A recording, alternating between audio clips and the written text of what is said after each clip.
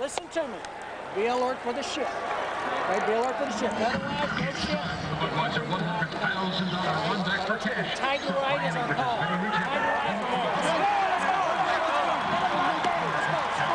In contrast to the heavy snows of the Northeast, 42 degrees and warming up, sunny skies here in Nashville. Joining us in the field, Bonnie Bernstein. Well, Dick, it looks like the flu bug has taken a big bite out of the Titans. Javon Curse, who's already missed most of the last 3 games with a high ankle, told me he feels awful. The trainers have loaded him up with cold medication. He'll start and go as long as he can, but watching him in warm-ups, he was having a real rough go of it. The other Titan, less than 100%, Frank Wycheck, who is just 2 catches shy of being only the 4th tight end ever to eclipse the 500 catch mark. All right, we'll be following that closely. Only the 6th game in the last 25 seasons between 2 clubs with 9-3 or better records. One of the featured games of this NFL Sunday, and there are plenty of them. It's why you play to be in a game like this. It's why you're a fan to be at a game like this. And it's why you're a broadcaster to get to call a game like this. Yeah, that's the privilege. And yes, just sir. Talking with both teams and coaches, you could just feel the intensity exuding from each man as Vanderjagt kicks it off. Eddie Berlin, his first return of the season, starts from the 8-yard line. He's got a lot of speed and finally cut down, but a good return at the 35-yard line. Anthony Floyd with a tackle. Eddie George, the Pro Bowler at tailback, as they go 3 wide on first down from the 34. Underneath, complete. And it's Aaron Kinney, the 2nd tight end, and a gain of about 6.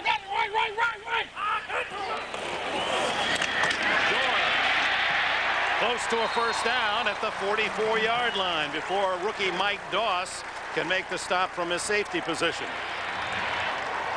Jeff Fisher now in his 10th year. How the time has flown by. And Dick, the big question for the Tennessee offense today is, can Steve Mcnair run? And it's a question that the Titans think they know the answer. It is yes. And the Colts are wondering about, because it's going to dictate how they play defense. He didn't run Monday night against the Jets. He wants to run early to declare himself fit to the defense of the Colts. First down on the 44 for Tennessee. Fumble snap by McNair. Whistle sound. And we'll see if there's a flag on the play. Snap. False start. Offense on the center. Illegal snap. 5-yard penalty. First down. Justin Hartwick with a little hitch in the giddy up there. And you saw the 9 seasons for Fisher, 9 full seasons. He took over for Jack Pardee. Did half a dozen games 10 years ago. Well, the center, the one player that can't be offside, but that is the one mistake he can make in snapping the ball, is to let it slide a little bit first. 1st and 15, and it's George skipping his way to the 50, the 40, and out of bounds. One of his longest runs of the season. Donald Strickland finally bumped him off the field of play. I think 19 yards was his longest run of the season, and I believe that's it for Eddie. 26 on this one. Yep, saving it for December. And take a look, there's Robert Holcomb, his fullback, and he has a real collision with Mike Doss, the strong safety of the Colts. But Eddie George looked like he does have even a little hitch left in his giddy-up, doesn't he? That's a big play and encouraging for these Titan fans, as George the last 2 games has averaged 4 a carry, and he gets it right back and slices off the left side for about 3. Freeney and Goss with a tackle. Well, this looks like we're watching an old-fashioned Tennessee game where Eddie George was the guy. But look at the improvement here on the right. The last 3 games is per carry average, which is really the key, going up to a 4.1 from a 2.8. So Eddie George, a money guy in December, and it looks like, boy, from a confidence standpoint, what a perfect way for them to start. 4 times a Pro Bowler, Heisman winner at Ohio State, starting in his 125th consecutive game. McNair underneath, completes to Shad Meyer. Oh, that ball's loose. And they're rolling it down. Meyer, only his 11th catch of the season, the 3rd tight end. Well, this talk about a nice-looking drive that offensive coordinator Mike Heimerdinger is calling here for Tennessee. They love their tight ends. They love for them to block and just to do that. Simple little hook pattern, sit in the middle. And, yeah, you could see Meyer's knee was down before the ball came loose. But, you know, he wasn't quite sure of it. Did you see him go after it? Yeah, he was scrambling. A telltale sign that he wasn't sure he was down. Rookie Chris Brown, number 29 from Colorado, replaces George on this down. And McNair goes deep. And no one there. As McCarron's cut outside and Kenny was running down the slot. So the Titans, tough to beat at home. They love it here in the Coliseum. 10 straight wins. Perfect this year, of course. And look at the point differential, 123 more points than the opposition. And do they ever own the ball? Almost 36 minutes possession time. They lead the league, by the way, in time of possession on the season, as they did a year ago. Because of that guy right there, Steve Mcnair moves the chains. Second and 10. Draw play to Brown. And he's met by Chad Bratsky, the veteran defensive end from Eastern Kentucky. A gain of maybe a yard or two. Well, Tony Dungy has brought a new attitude to this Indianapolis defense. Everybody knows, I think, that he's a defensive guy at heart, and what he did with Tampa Bay in developing that defense down there. And the Tennessee Titans, to a man, will tell you that something that never happened to them before in a game with the Colts. They were physically beat up by the Colts at the RCA Dome the second week of the season, and it shocked them. And they're not over it yet, and they've got something to prove. Shotgun McNair, third and a short 9. They bring the blitz. McNair incomplete. He looked for Derrick Mason, his top target. 70 catches this year, but the ball thrown short. And out comes the field goal unit and the veteran Gary Anderson. Anderson, this one, depending on the spot here, will be around 40 yards. And he's 100% in that range on the season. It will be 40 out of the hold of Craig Hendrick, but you've got to watch the Titans in any kick formation. They've tried more fakes than anyone in the league. Anderson splits it, and Tennessee productive again on their opening series. Jeff Fisher's crew, 3-0.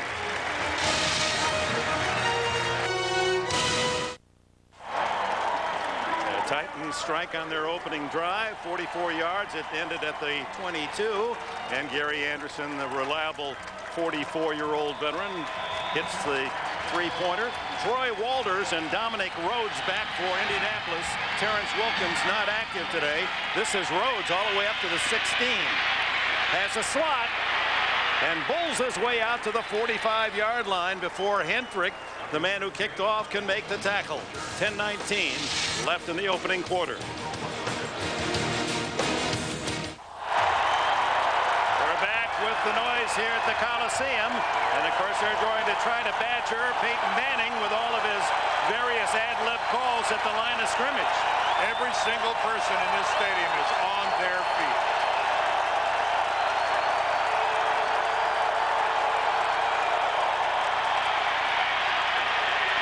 Goes to the sideline, and Reggie Wayne with a diving catch and a first down at the Titan 42. 3 wides, Edger and James behind Manning. James on that stretch breaks a tackle to the 35, out of bounds after a good first down gain. You got two Pro Bowlers back from injury going against each other. Curse against Tariq Glenn. Glenn's missed 6 of the last 7. They run the same play to the other side, and James inside the 25, and another first down. So the Colts answering that impressive first series for the Tennessee Titans with one of their own. Well, it all started with a tremendous kickoff return up to their own 45-yard line. What a break on the road to have your first offensive possession start at the 45-yard line. And the Colts are capitalizing right now on that break.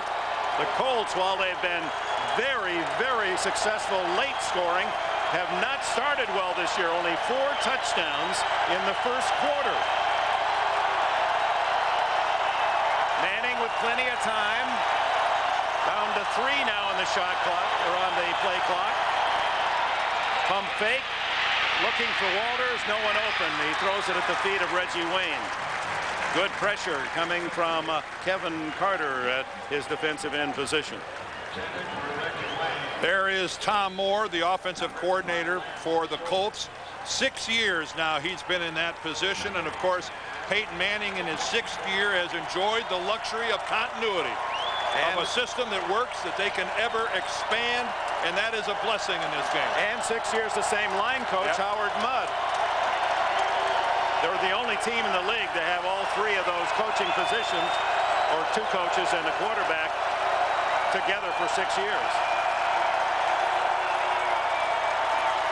Manning, lots of time, dumps it off to Dominic Rhodes, wide open in the flat, and he has another Colts first down near the 11-yard line. Keith Bullock, trailing the play, made the tackle. Outstanding pass protection. Peyton Manning gets to survey the field. I mean, just take a, you have got to put a little more pressure on Peyton Manning than that. And Dominique Rhodes, just the safety outlet, but Peyton Manning, talk about time to work through your progressions before you find Rhodes. Need a little more heat than that. First down right on the 10-yard line, the full 10 to go. The give is to James.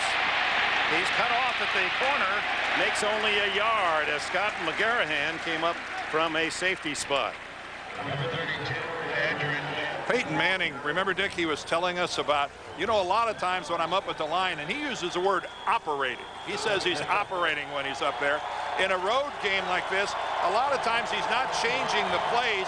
He's really calling out the pass protection. He's communicating with Jeff Saturday, his center, and he's changing the pass protection to optimize his protection. Out of the shotgun on second down. Steps up.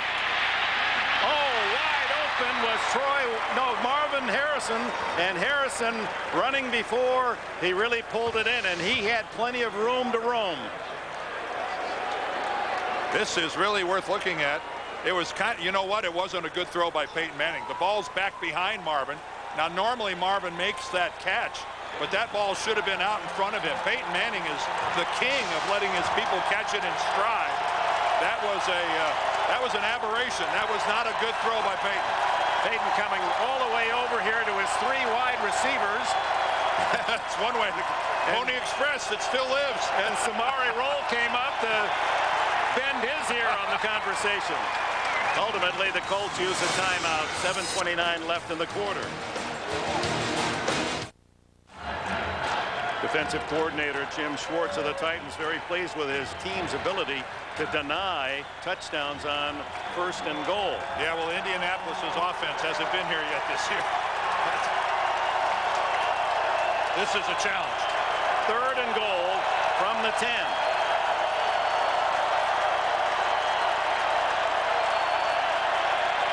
Plenty of time. Safety blitz. He gets it off. And it's James barreling inside the 5 to the 3, where Javon Curse down low to make the tackle. No, it was Curse pressuring Manning, and then the tackle made down at the 3. Yeah, it's really a loop stunt inside where Javon Curse loops around, and that's called a twist, and he comes up the middle unscathed. And by not getting in, the Colts are forced to settle for a high-risk proposition here. Yeah, really risky. Vanderjagt, his 2nd all-time, 32 consecutive field goals made. The champion, 40 in a row, is on the other sideline. And Vanderjagt, perfect this year, 29 for 29 and 35 for 35 points after.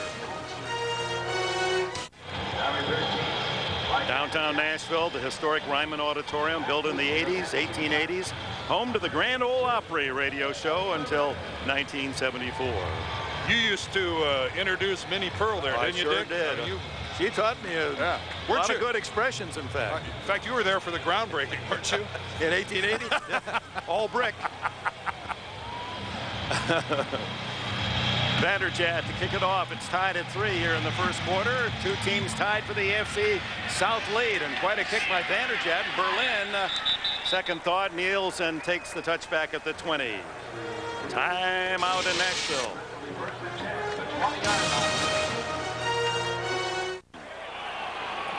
From the 20, McNair and the Titans tied at 3 with the Colts here in the first quarter.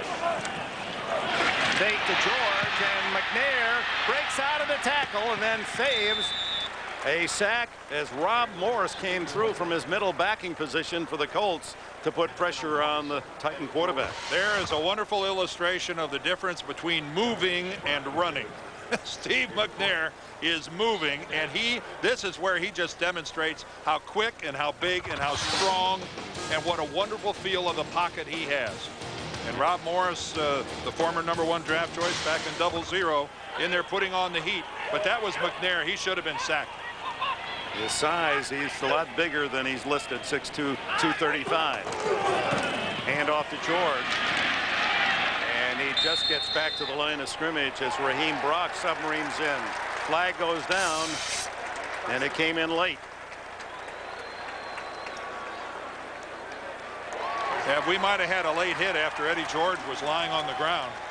He was in a fully prone position, and somebody popped him. After the play, personal foul, unnecessary roughness, defense, number 27, 15-yard penalty, automatic first down. Oh, that's costly. David Macklin, it would have been 3rd and 10 back at the 20. Well, watch this. When the play is over, Eddie George is going to be fully down, and there it comes.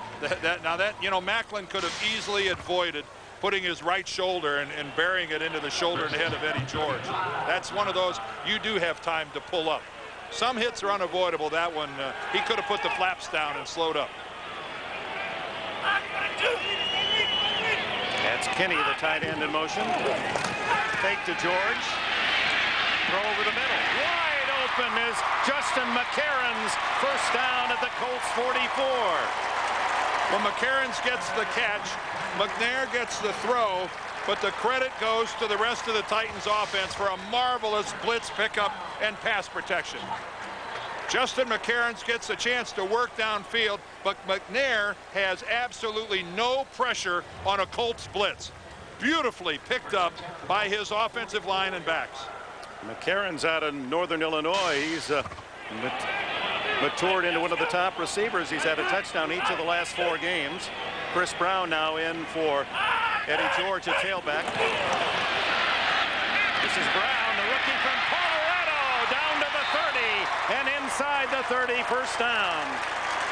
He's built like George, tall at 6'3" and 220. Well, he's really just coming into his own, Dick. He pulled a hamstring at the beginning of training camp, missed the entire preseason. Jeff Fisher telling us I'd like to get him 6 to 8 carries, but this is a kid that is going to be an outstanding running back in this league. And like you say, big and tall and physical, but just really starting to figure it out what it's like here in this league, this here league. Tied at 3 and the Titans marching downfield. 4:45 left in the first quarter. And Brown this time finds no room to run. He has good speed, a 4.46 40, drafted in the 3rd round by Tennessee out of Boulder and the University of Colorado. And with that 29 and that tall, straight up running style, it reminds you of Mr. Colt. Eric Dickerson. That's what Jeff Fisher said. He reminds him of the way he runs, very upright. And if any of you can remember Eric Dickerson and the way he ran with absolutely no bend at the waist. It was a most unusual style. And most guys got to see it from behind because he was running away from it. That's for sure. Eddie George returns. McNair dumps it off complete. Kinney again, the tight end, and he's down to the 10-yard line. Donald Sutherland made the hit. Well, in this new National Football League, we have offensive tackles playing tight end. It's 6'5", 275. That's what Aaron Kinney would have been 10 years ago, but now he's a tight end, and get him loose in the secondary. And that's a duty I don't think a whole lot of defensive backs are signing up for, to come up and get a piece of this guy. Yeah, volunteer fireman. He collects small fire engines, and he had the siren on, streaking downfield on that catch. He's big enough to collect real fire engines. Yeah, that's right. They can pick up a first down without a touchdown. And a flag comes in, thrown by the back judge.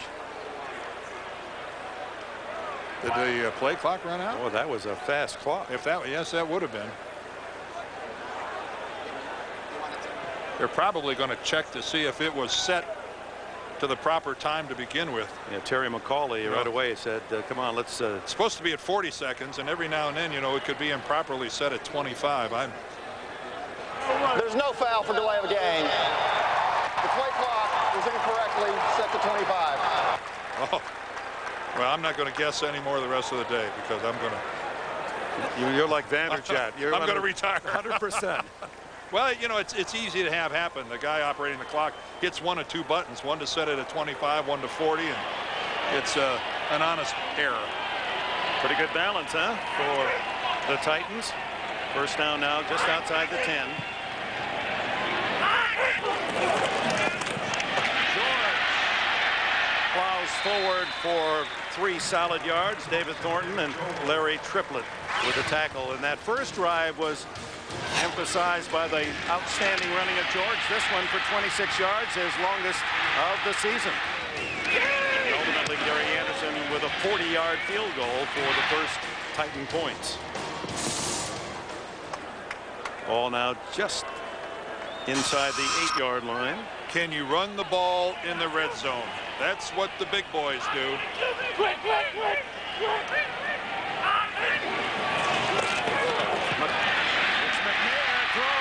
Kinney, and he's right to the goal line, doesn't get in. David Macklin saved the touchdown, and Kinney has been the pass-catching workhorse of the first couple drives. Well, that's because Derrick Mason and McCarron are really being doubled up by the Colts secondary, and Steve Mcnair is smart enough to find the single coverage, or in this case, very loose coverage, and that's going to be on the tight end.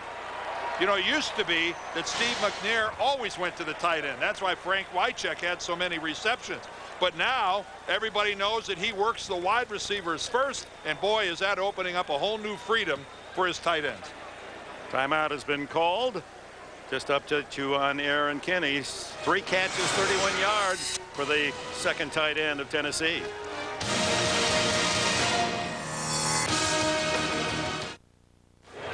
Back in Nashville, it is not a charge timeout for Tennessee. They were going to measure anyway. Remember, they were outside the 10-yard line. The ball spotted between the 1 and 2. It'll be third and about the size of that official's shoe for a first down.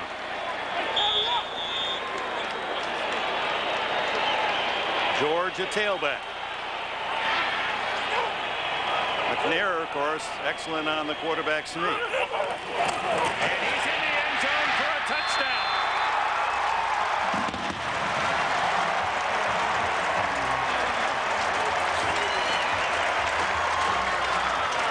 Steve Mcnair, his 31st rushing touchdown. Make that with 3 more this year, 34 on the ground for McNair. That's quite a drive, 80 yards in 9 plays. And you know that when instant he saw the Colts weren't in a gap defense, he took advantage of it. Anderson tacks on the extra point. Steve Mcnair. The Colts electing to just play a wide open and spread defense. That was too easy for Steve.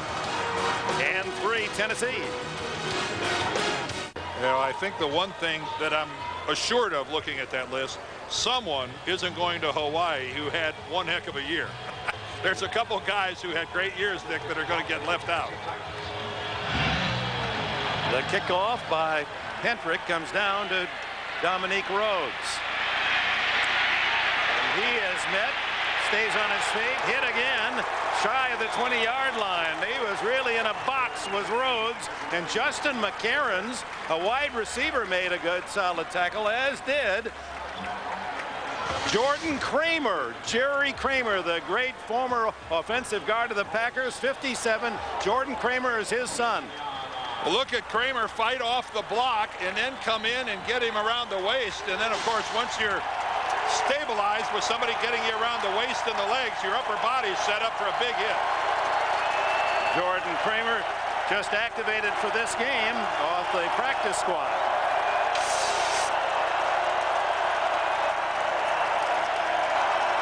Three wide wide receivers. Fake to James.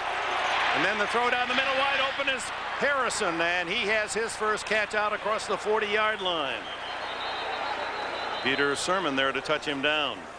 Well, Marvin was acting like he wasn't touchdown. Again, this starts with unbelievable pass protection. Look at Peyton Manning just getting to stand in the pocket.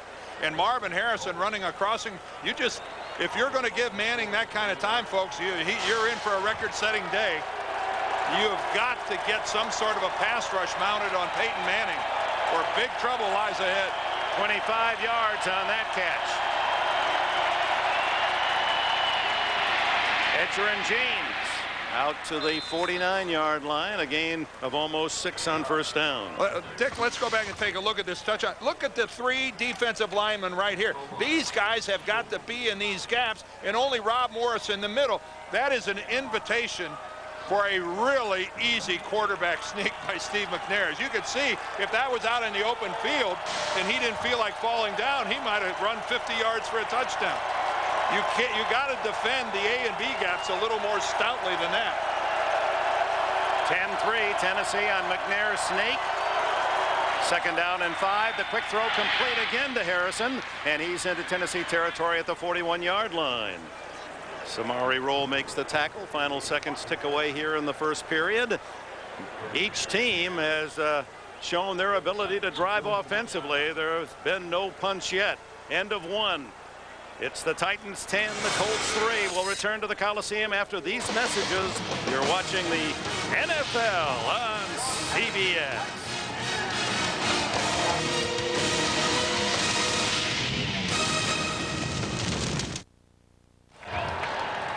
Native of Idaho, Jerry Kramer with Fuzzy Thurston and Forrest Gregg, that great Green Bay line. He's smiling today. His son Jordan making a big hit on special teams. As we pick up play in the second period, the Colts at the 41-yard line with a first down, trailing Tennessee 10-3. James. Flags are down as James inside the 30-yard line. It would be a first down, but they're going to bring it back with a holding call. I think they're going to get Tarek Glenn, the left tackle. I think they're going to get him working against Keith Bullock. Holding. Offense. Number 78. 10-yard penalty. First down. On this stretch play, it's really vital. It's really critical on this guy right here, the left tackle. He pulls around the corner, and that's Keith Bullock, number 53. And Bullock gets the inside shoulder on him, and Glenn actually spins around. And to tell you the truth, it didn't look to me like he tackled him and put him down. That Seen worse. Yeah, it's one of those where the appearance actually looked worse than the block itself. First and 20 for Manning. And he throws it down, and they're going to call it a fumble. If they do, it'll be a touchdown. Lance Schulters, a gift 6 for Tennessee. That's Terry McCauley, the referee. That's his call. He did not. He's going to talk to his guys, but he certainly did not call it an incomplete pass. I thought Manning's arm was forward, although it would be a penalty. He certainly was throwing to avoid the sack, and James was barely in the area. Intentional grounding. Offense. Number 18. That's the right call. 10-yard penalty. Loss of down. Second down. Lance Schulters was the safety blitzing on the play. All right. Is his arm oh yeah, that's clearly intentional grounding.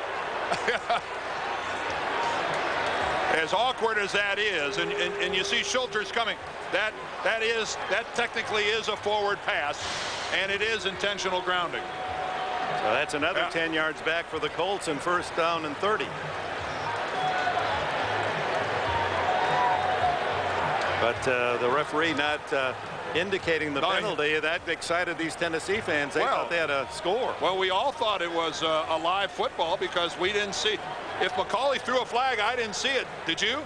No, he did not throw one. It's second down. Loss of down on the penalty. What happened is, and I'm going to surmise this, that after the play, McCauley was advised by a couple of the other officials that the arm was going forward and it was an incomplete pass. and on counsel, he called the penalty. But it is the right thing. And that's no different than the quarterback who throws a little shovel pass when in trouble. It's an incomplete pass, and it is intentional grounding. It got everybody excited, but ultimately it is the correct call. Meanwhile, Peyton Manning looking at second and Knoxville here. 29 yards. They don't work on this a lot in practice. Might have been an offside as the handoff is inside. And Rhodes. They don't work much on 2nd and 24 either, which is what they're going to see next. But 5 yards is 5. Offside, defense. Number 94, 5-yard penalty, second down. It's just as here in Nashville, it's for the leadership in the AFC South. Manning guns it complete, and is it complete? No, he did not have control. Brandon Stokely. Let's get a report from Bonnie Bernstein. Well, Dick, one of the reasons why the Colts love using the no huddle is to try to shatter up those strange substitution patterns by the defense. But Peyton Manning says here, as loud as the Coliseum is, the purpose is twofold. He said these guys are so loud, we figure maybe if we get them to scream and scream and scream through the entire no huddle process, well, maybe they'll get tired and it'll get a little easier to do our jobs. The fatigue factor, Manning, hoping they'll wear themselves out. I doubt it.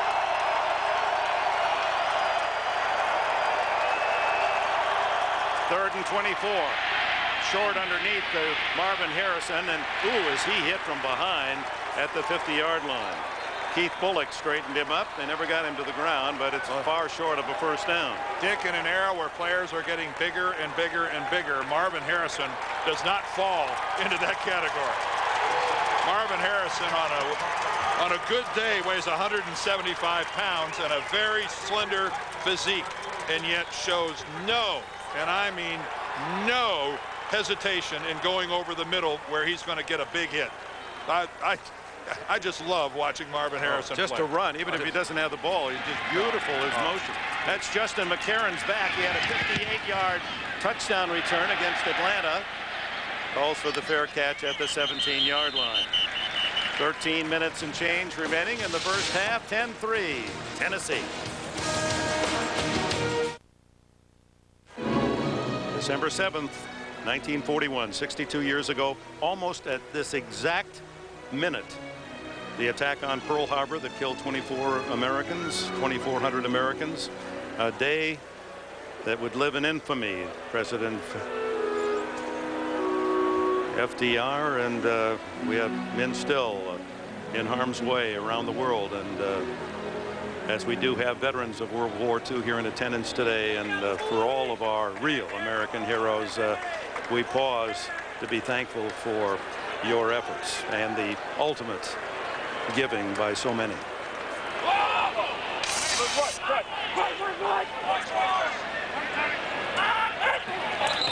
That'll be a false start on the right side. Fred Miller. False start, offense, number 71, 5-yard penalty, first down. Baltimore loving the early lead. On first down and 15, Eddie George finds an opening and is out across the 20-yard line. David Thornton finally got him to the grass. Talking to the Titans yesterday, they thought it was going to be really important for Steve Mcnair to demonstrate early in this game that he could run and try to change up the Colts' philosophy. Jeff Fisher telling us that he thought that was going to be critical, and I don't think they anticipated Eddie George having the success that he is having so far in this ball game. I think this is a very pleasant surprise for the Titans. 46 yards here in the first half, and we have 12.5 minutes to go. McNair off play action, looking and throws underneath, complete. It's Shad Meyer, the tight end. He fumbled the ball, and the Colts have it. At the Tennessee 42-yard line, David Macklin. This will be interesting to see how close Meyer's knee was to the ground before the ball comes out. Mike Doss, the rookie from Ohio State, the second-round pick of Indianapolis, made the tackle on Meyer and forced it free. I'm sure Meyer is going, oh, please let me be down. That is really close, although my first instinct is that the ball might start to come loose. There's the knee down, and it looks like the ball's already out when his knee hits the ground. It has not been challenged by Fisher. The play occurred right in front of the Tennessee head coach. It looked like the ball was. Let's take one more look at it. Hard to tell. Yeah, the ball's obscured right there.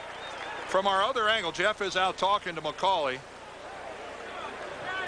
Tennessee has challenged the ruling on the field, but the ball is fumbled. Always a popular choice with the home fans. We'll take a break.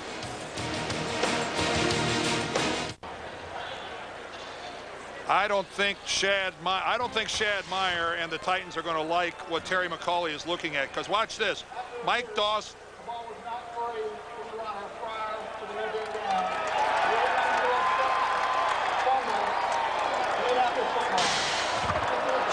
With their first timeout. Well, the long and the short of that is you could see clearly the ball came out before Meyer's knee hit the ground. Mike Doss did a fabulous job of getting his hand on the football and pulling it out. And David Macklin recovering, making amends for that unsportsmanlike personal foul that extended the last drive. Last 4 games, 7 turnovers for Tennessee, a statistic that Jeff Fisher rules. So from the 43, trailing by a touchdown, Peyton Manning tries to take advantage. Play action. Wide open is Harrison. And did he make a tough catch look easy? Well, I don't think he did. Now they're bringing it back, but it looked as if he one-handed that ball going out of bounds. Harrison playing with a bad hamstring. He says that at the start of the game he feels like he's just gone to the gas station. His tank is full, but as the game wears on, then it hurts more and more. The hamstring starts to bother him. Dominique Rhodes, and not fooled a bit was Keith Bullock, the leading tackler for the Titans.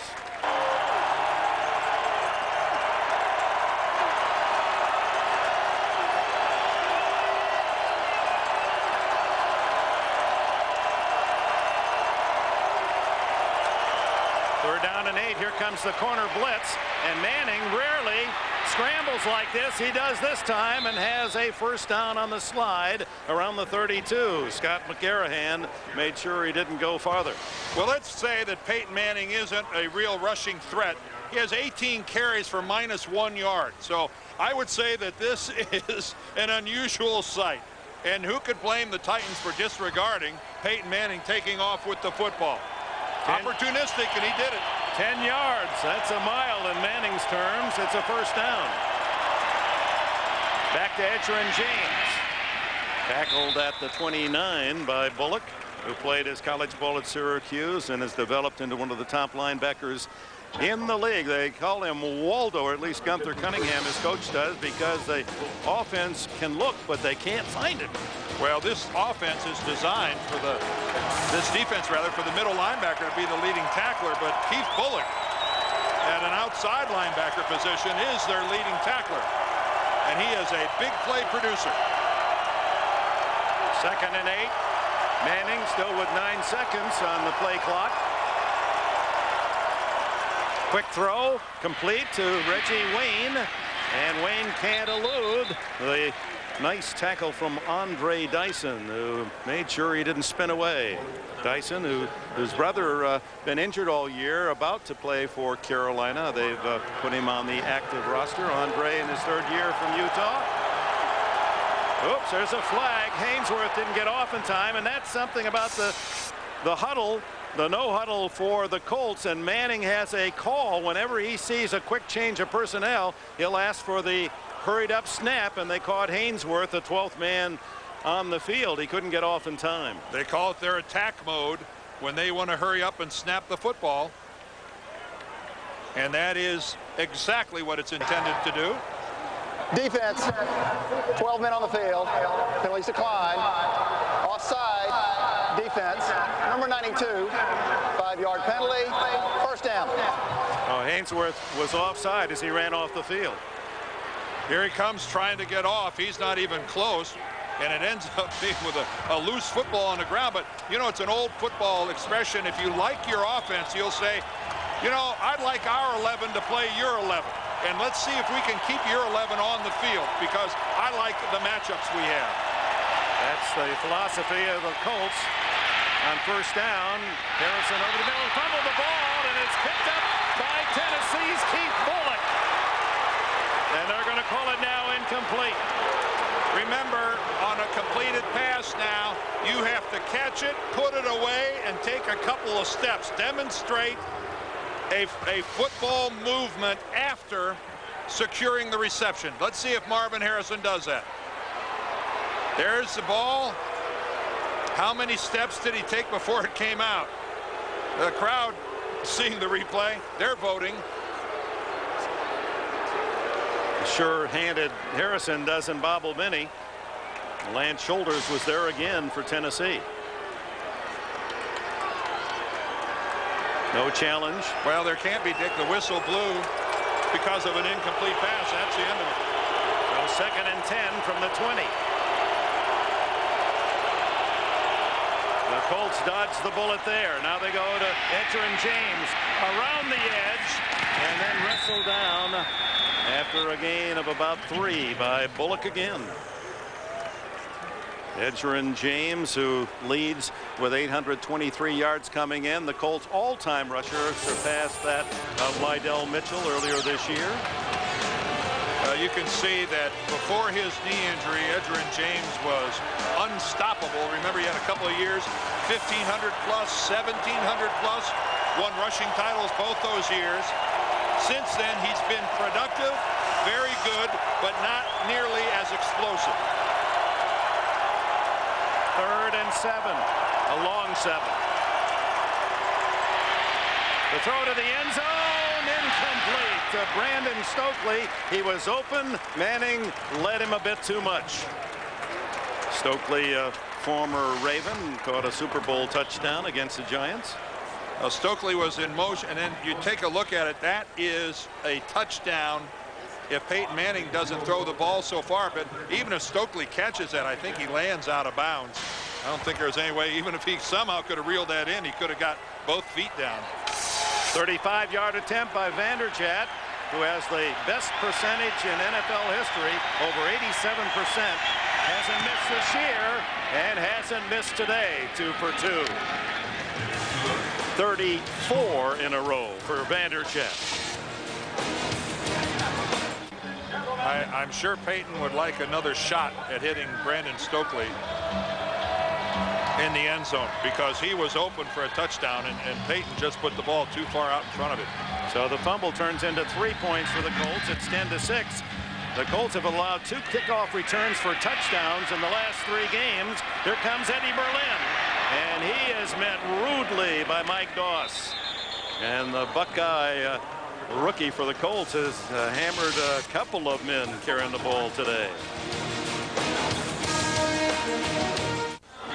There's a museum where you can buy the current records. Ernest Tubbs Record Store, downtown Nashville, Music City, USA. Anybody who was anybody in country music has been in there. Patsy Cline used to go in and sing in there. Can you believe that, in a record store? You just kind of walk in and you hear one of the Hall of Fame legendary greats. Saturday night special. 10-6 Tennessee. McNair hit as he throws, and it's incomplete out to Shad Meyer. They try to go right back to the man who fumbled on the last possession. He got hit right in the lower leg. Steve McNair took a really bad hit. Marcus Washington got him. Take a look at the end of this play. He falls right on his left leg when he's got it planted. And he's playing, of course, with that injured calf that cost him mobility in the Monday night game loss against the Jets. He took that hit right on the left knee, and he is clearly wounded.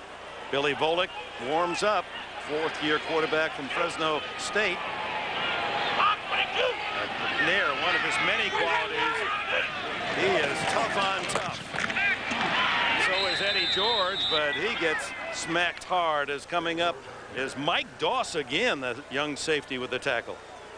Steve Mcnair pulled a calf muscle 3 weeks ago in a game against Atlanta. And watch this. I talk about obscure. Right there. He said he felt like he was shot in the leg. Now that's his right calf. This was his left leg that he took a pretty good hit on 2 plays ago. And you're right, Dick. Tough. He's got that just emblazoned all across the front of it. The give is to Chris Brown, and the rookie out across the 40-yard line, but short of the first down. Back to that Atlanta game when McNair was hurt. Volek came in, remember, and when the Titans were down and rallied them to a very important victory. And McNair slow as he leaves the field. He is really favoring that left leg as he comes off the field, and I'm sure the Titans training staff is going to be all over Steve. Hendrick, his first punt of this opening half, comes at the midpoint of the second quarter. Goodyear again, 43.5 yards a kick. Both kickers, by the way, from Notre Dame. Hendrick and Hunter Smith. Beautiful driving spiral to the sidelines, and Troy Walters has it around the 16-17 yard line, and we have a timeout. Javon Curse is on the sideline for the Titans. Between the flu and a bad ankle, they're limiting his snaps, and I think you can kind of see that's a look of dejection as he kind of looks down at that bad wheel. It's his left ankle that has forced him out of the last 3 games. From the 15, trailing by 4, the Colts put it in play. 3 wide. And then give to Edgerrin James, who skips around the edge. And he's got the right first name, doesn't he, for that play? They run it more than anyone in the league. The edge to Edgerrin. Well, they call it the stretch play. Peyton Manning has to hustle his buns off to get over there and make the handoff. But it gives James the option of skirting to the outside. The play is designed for him to break contain. That's the whole deal. But then, of course, it freezes the linebackers and sets up play action. Yeah, Manning said you can pull a hamstring just trying to get him the handoff. He works at getting that handoff. Second and short. There it is again. Same play. Cuts it upfield and a first down across the 30-yard line as he moves over the 40-yard mark for the game. Albert Hainsworth, the tackle, traverses the field to make the hit. Now just imagine you're one of the Tennessee linebackers and you're looking at this. Look at Peyton Manning, really have to stretch to get out. You can't go anywhere, and where you are really hurt is if he pulls the ball back and keeps it for play action, because you're still within 2 yards of the line of scrimmage. You're frozen, you can't move. Great drop, quick throw, complete to Stokely. And Stokely, who has but 3 catches on the season, has his first today. Sermon and Bullock, the 2 outside backers, collaborate on the tackle. Well, Javon Curse back in the game working against Tariq Glenn. And, you know, it's really fitting that these 2 guys are going at it. Both of them hurt. Both of them not 100% and trying to play. This is a game that big-time players don't miss. If you can walk, you can play. Stretch play to the left, hitting the backfield, but able to make a couple out of a loss of 2. Edgerrin James. Well, Edgerrin James for the Colts early in the year wasn't getting a lot of work, and he was dissatisfied with the amount of work he was getting. And remember a game about 3 weeks ago, he got 42 touches during the game. And in the last 3 games, he's averaged 25. He's gotten more than 25 carries in each of those games. And that has really got Tom Moore and this offense headed in the right direction. Meanwhile, we have an injured Titan, Albert Hainsworth, slow getting to his feet. And let's check it now. Hainsworth may be up, and there's a second Titan injured, and his number obscured from us. Hainsworth there kneeling at his side. He's okay. But the 6'6", 320-pounder can block a lot of views.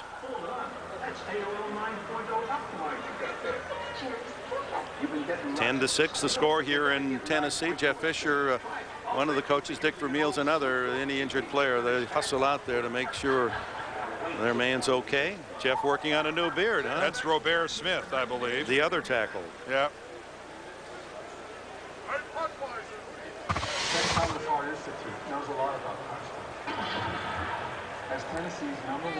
Let's take a look and see. There goes Hainsworth. Now Robert Smith comes in at the right at the very end. Boy, you don't see it. Now looked as if he was on the top of the pile, didn't it? You don't see anything right off the bat other than he got hit on his left leg a little bit while it was up in the air. And sometimes you'd be surprised, even with that leg in the air, how you get that little whip snap on your knee and it can hurt. Nicknamed Bubba at Michigan State, of course, the Hall of Famer Bubba Smith played for the Spartans. There's only been one Bubba Smith at Michigan State.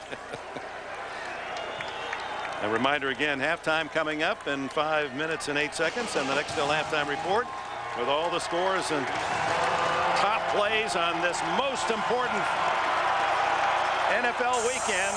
So many games where first place or playoff consideration is real. Do you remember Bubba Smith's first name? I do. Mister. That's what I called it.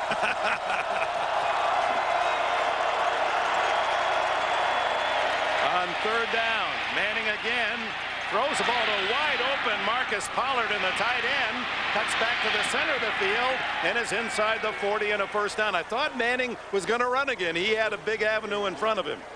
And this is a while into a football game before Marcus Pollard comes to the forefront. Peyton Manning loves to find big Marcus Pollard. Of course, you know, he's missed a lot of football this year with a bad knee, and he's back at just the right time as they lost their rookie tight end Dallas Clark last week to a broken leg. And now we still another Tennessee Titan is coming off the field. At the starting cornerback favoring a shoulder or a neck. And the significance there is Samari Rolle is locked up one-on-one with Marvin Harrison. That's his assignment, to be on Harrison on every single play. And this will really throw the Tennessee defense into a scramble mode. Number 24, Tony Beckham, second-year corner from Wisconsin Stout, Division III, Little All-America, replaces Rolle. Did a good job earlier this year when he was called to duty, Beckham. And it's Harrison on the right side. That's where he normally aligns himself. Boy, Glenn nearly a false start, and there is a flag. Yeah, he pulled prematurely. Tariq Glenn trying to get back in a pass set, moves before the snap. Attribute that one to the crowd. Whoa! Defense, delay of game, illegal movement prior to snap. Defense, number 97, 5-yard penalty, first down. Well, that's a situation where they changed the rule about 5 years ago. Glenn goes early, but it's because of Carlos Hall. You see that? They don't allow the defensive guys to come into that neutral zone anymore and get back. Remember Neil Smith of the Chiefs? He was the master. Well, he changed the rule. His flinch changed the rule. So even though Tariq Glenn false started, they called it on the defense. Was that the flinch that stole Christmas? Yeah. And that's Ed Turin James to the 31-yard line. Well, let's face it, everybody tries to find the edge, just the little thing that might lead to a win, and Neil Smith was just great at getting offensive linemen to jump, and the competition committee decided that it wasn't fair, that it put way too much pressure on the offensive line to try to stay there when a guy's coming right at you, so they rewarded them and gave them a break. Second down and 2, trailing by 4. Manning fires incomplete. Pollard, the tight end, the target. I don't know if Peyton Manning is unhappy with where Marcus Pollard was or he's not happy with his throw. Here comes the freak. Curse. There is some unhappiness involved here with number 18. Despite all the injury layoff for Curse, he still has 9.5 sacks this year and 4 forced fumbles. And this is his time. Third and 2. Robert Smith and Samari Rolle are back on the field for Tennessee.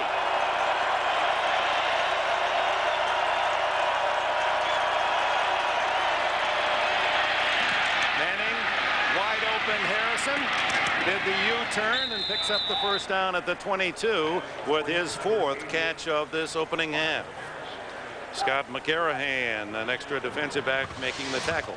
Well, Javon Kearse coming in passing situation, and look at Tariq Glenn. He just attacks him. He doesn't wait for Kearse to come to him.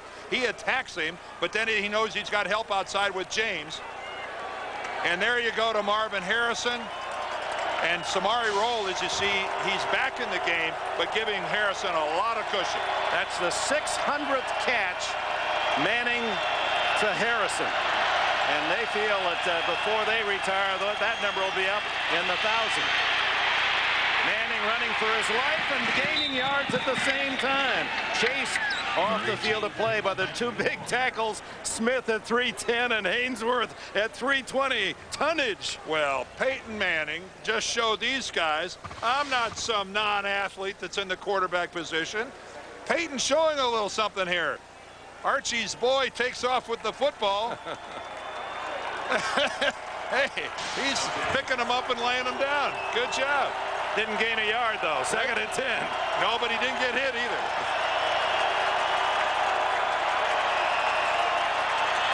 Stretch it.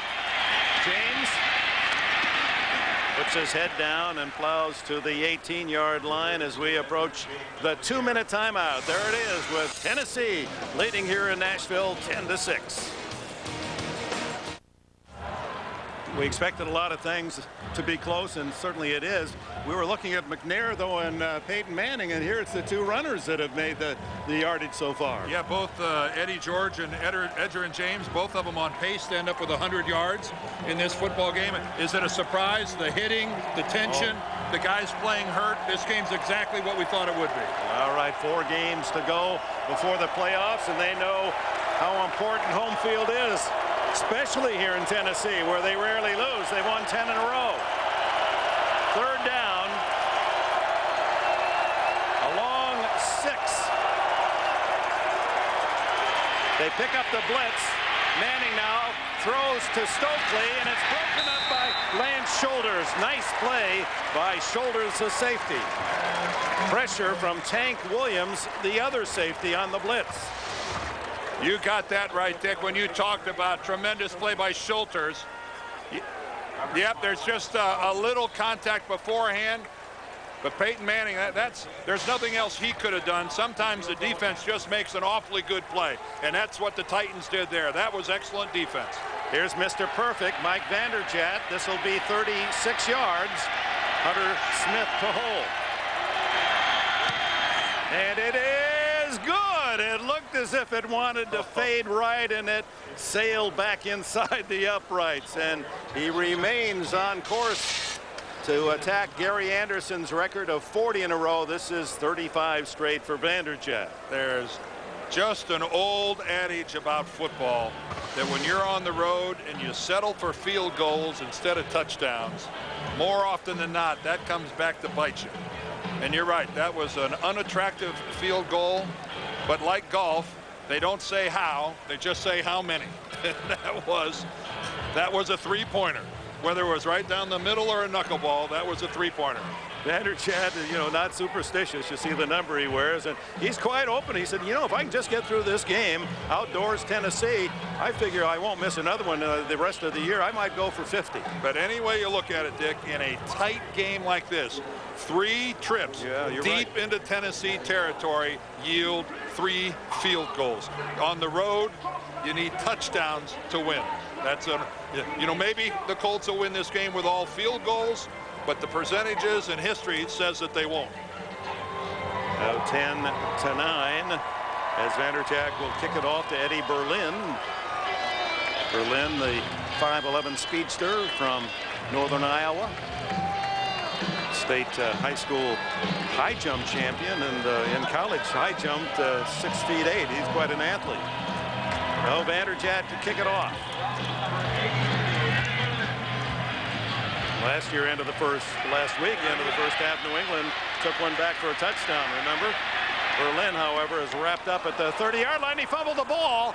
A scramble, and who's got it? Well, the Colts have it. I saw a guy cover it up. If this is indeed a fumble, the Colts have it. And the signal is official. Indianapolis strips Berlin of the ball on the kickoff return, and with 1:41 left, they're already in Vanderjagt field goal territory. Robert Mathis, the defensive end, covered the ball. All right, is the ball going to come out before Berlin is down? That's Doss again. Here's a starting safety on kickoff return in to recover the ball, but it appeared that number 52, Keon Whiteside, is the one who started the problems for Tennessee. Yeah, keep in mind now at this position of the ball game, if there was to be a replay, it would come from the booth upstairs if they wanted to stop and look at it. From the 29, Manning swings it into the flat to James. And he found his bulldog off the field of play, but again, after contact, makes another 3 yards. 2 timeouts left for the Colts. The clock ticks down to 1:33. Stops on the out-of-bounds play. I'm a little surprised that the replay official didn't take a look at that. They must have had a good enough look at it where they felt that it was indeed a fumble. 30 points allowed on turnovers, 3 in the game today. And Glenn looked as if he really got a quick jump. Harrison over the middle, tripped up as he hits the 15-yard line in the first down. Sermon makes the tackle. Well, this is the point of the field where every time today this Tennessee defense has stiffened and made a stand and forced Mike Vanderjagt to make an appearance. But this is a pressure situation, having to come right back out after having just been there. First down, quick throw to Pollard, and he lurches forward inside the 10-yard line. A gain of 7 on first down, and it ticks down to 55, 54. Sermon makes another play defensively for Tennessee. Boy, and right now, do you just feel the opportunistic attitude that the Colts offense has right now? Give to James. And he makes nothing as a good pursuit laterally. Lands shoulders from his safety spot, helping out, and Indianapolis will spend its second time out. And you got Tennessee Titans still down on the ground. 2 of their defensive players are still on the ground. And it's Carlos Hall is one and Haynesworth the other. Oh, you think this game is taking a toll? We saw Haynesworth get hurt a little bit earlier. We saw Robert Smith.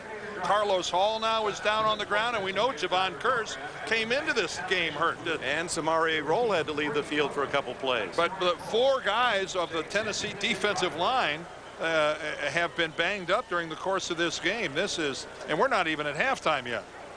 And Jeff Fisher, I'll bet you his heart is in his throat. Carlos Hall, who backs up Javon Curse, a top pass rusher out of Arkansas. Last year as a rookie, delivered 8 sacks.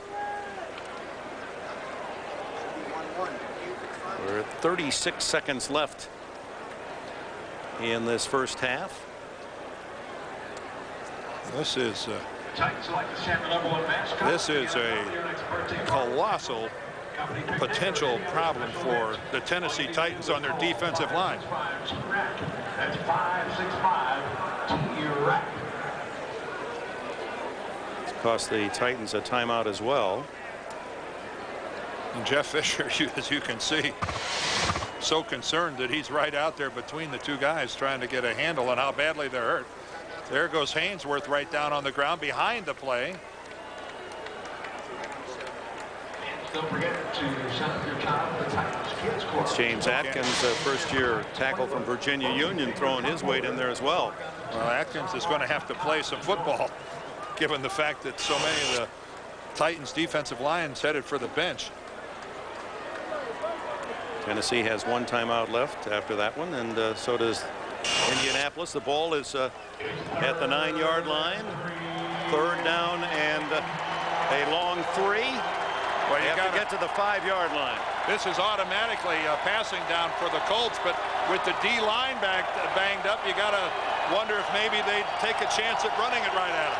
They line up 3 wide right with James behind Manning. And they give it to James, and Edgerrin close to a first down at the 5-yard line.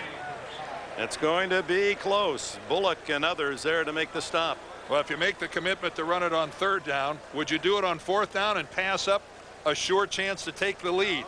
Well, 2 weeks ago in Buffalo at the end of the game on the 4th and goal they scored to beat the Bills. Last week 4th and goal at home against the Patriots, unable to deliver.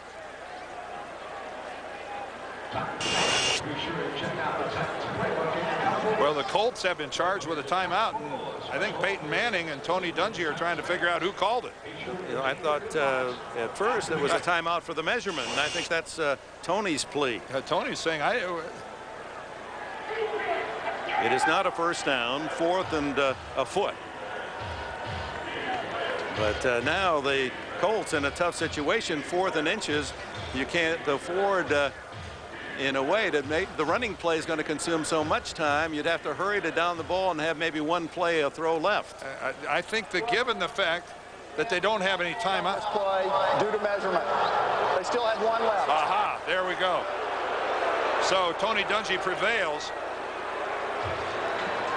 And here's the measurement, and it supports 4th and that much. Tony's got to make the decision, Dick. Is this one of my best opportunities to get a touchdown in this game?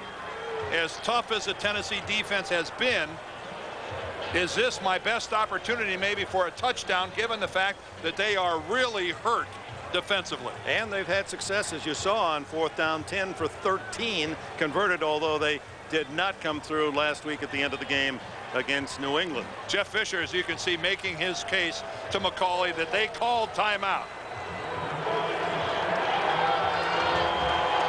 The reality is the officials won't give you a timeout if they're going to measure. They're not going to double whammy a guy if they're going to stop it and make a measurement anyway. And it was a legitimate measure. Oh, absolutely. Now they'll wind the clock here. McCauley Is an eligible receiver. as he announces there is an eligible receiver. Didn't pick up the number, but I'm guessing it's 56, Tupe Pico, offensive lineman.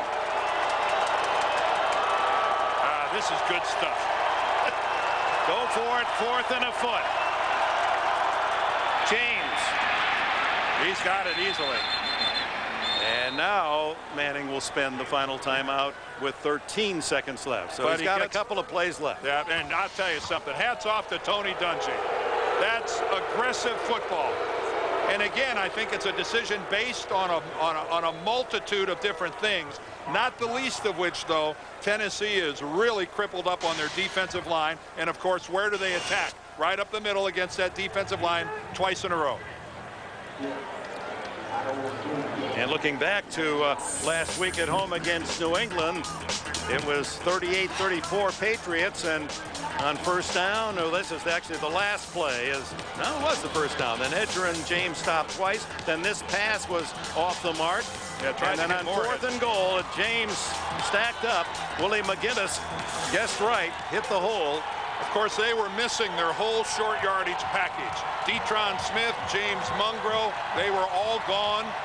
Dallas Clark was gone at that time. That's Eddie Berlin, who fumbled on the kickoff return. Now this is a passing situation. Would they dare give it to James? Oh, I doubt that. I doubt that too, but Peyton will take a chance. The pump, the throw, incomplete. Harrison, the intended receiver, and Samari Roll denied.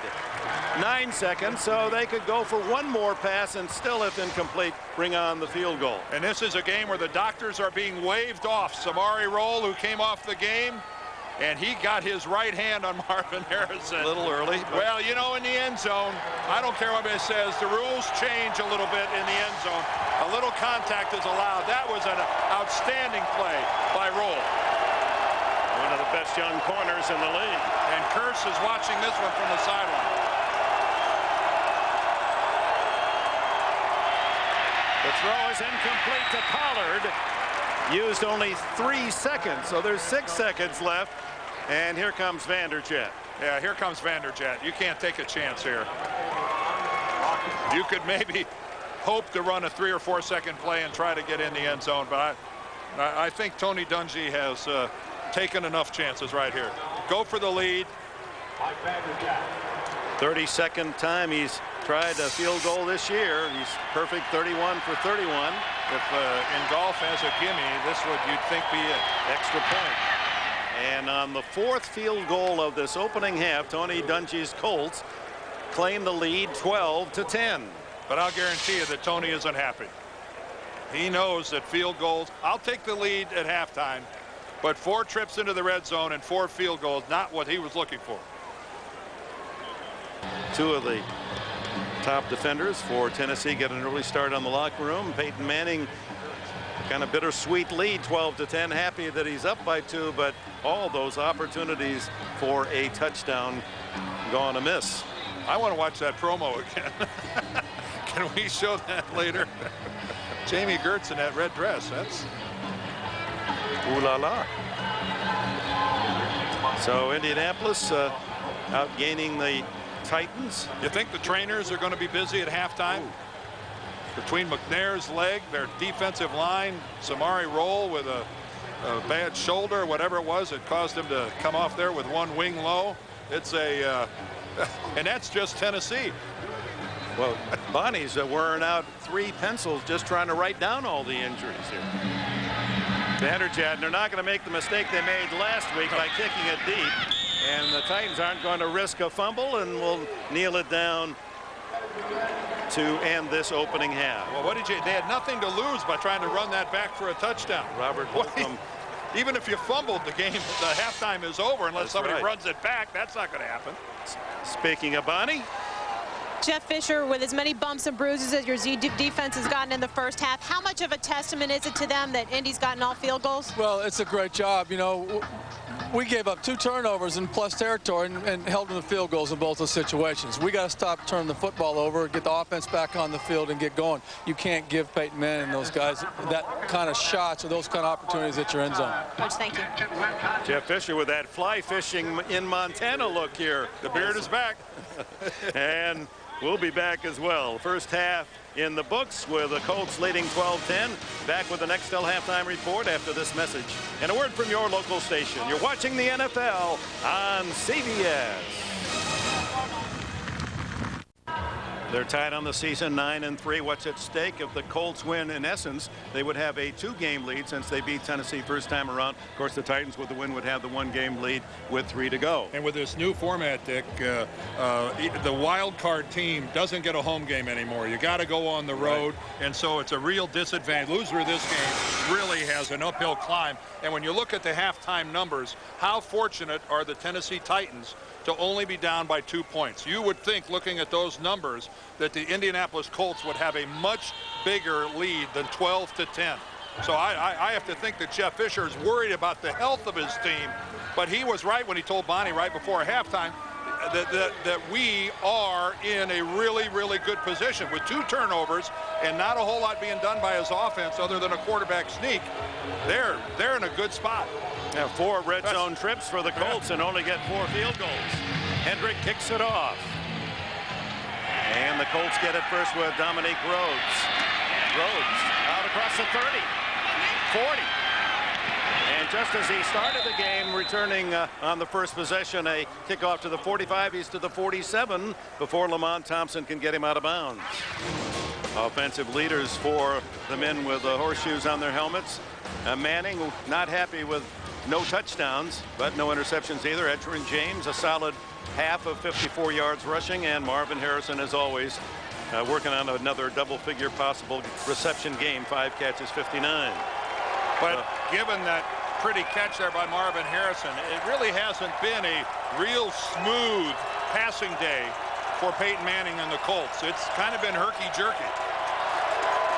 Harrison and Manning have hooked up for 66 touchdowns in their careers in Indianapolis. Edgerrin James slowed up, then puts his head down, fumbles the ball out, and a scramble down at the 35-yard line, and the Colts able to recover. It was laying there in the secondary for a man in blue to pick it up, but Reggie Wayne hustled to get it. One official's acting like it's down back at the 44-yard line. Javon Curse, who was right at the point of attack, he really rips the ball out, but I think after he was down, they're going to rule Edgerrin James was down. before Javon Curse was able to strip the football loose. And so it is just shy of a 10-yard gain, 2nd and inches.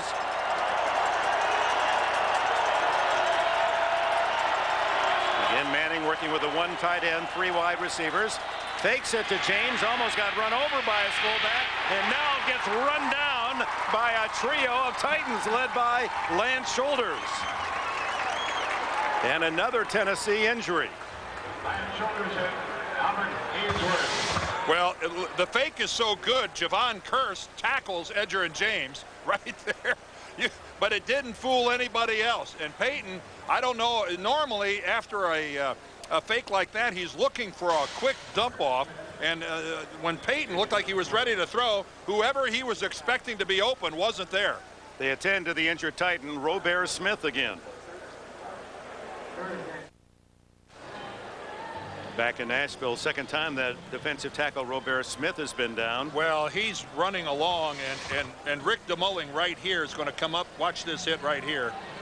Robert Smith never sees DeMulling coming. And he actually fell on top of Peyton Manning.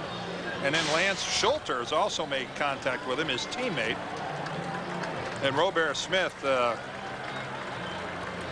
acting like it's something's not right upstairs. He is really struggling to get off the field. 3rd down and 5 for Manning from the 49.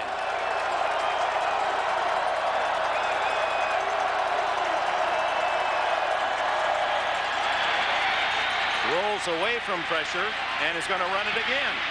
And he doesn't slide, he stays up, and that gets him the 1st down. Had he made the slide, the ball would have been about 2 yards back of that spot, and 4th and 1. Instead, he hustles to the 1st down. He knew it. You're right. He knew it, that if he slides, he's not going to get it. How much does this game mean? Well, I think Peyton Manning's showing right here, because he takes a good hit. Great hustle by Kevin Carter, trailing him from behind and roll. 1st down at the 43 of the Titans. Just underway here in the 2nd half with the Colts up by 2, 4 field goals. The stretch to Edgerrin James. They've used it all day long, and the Titans were ready for it this time. Kevin Carter made the play, and we go down to B square.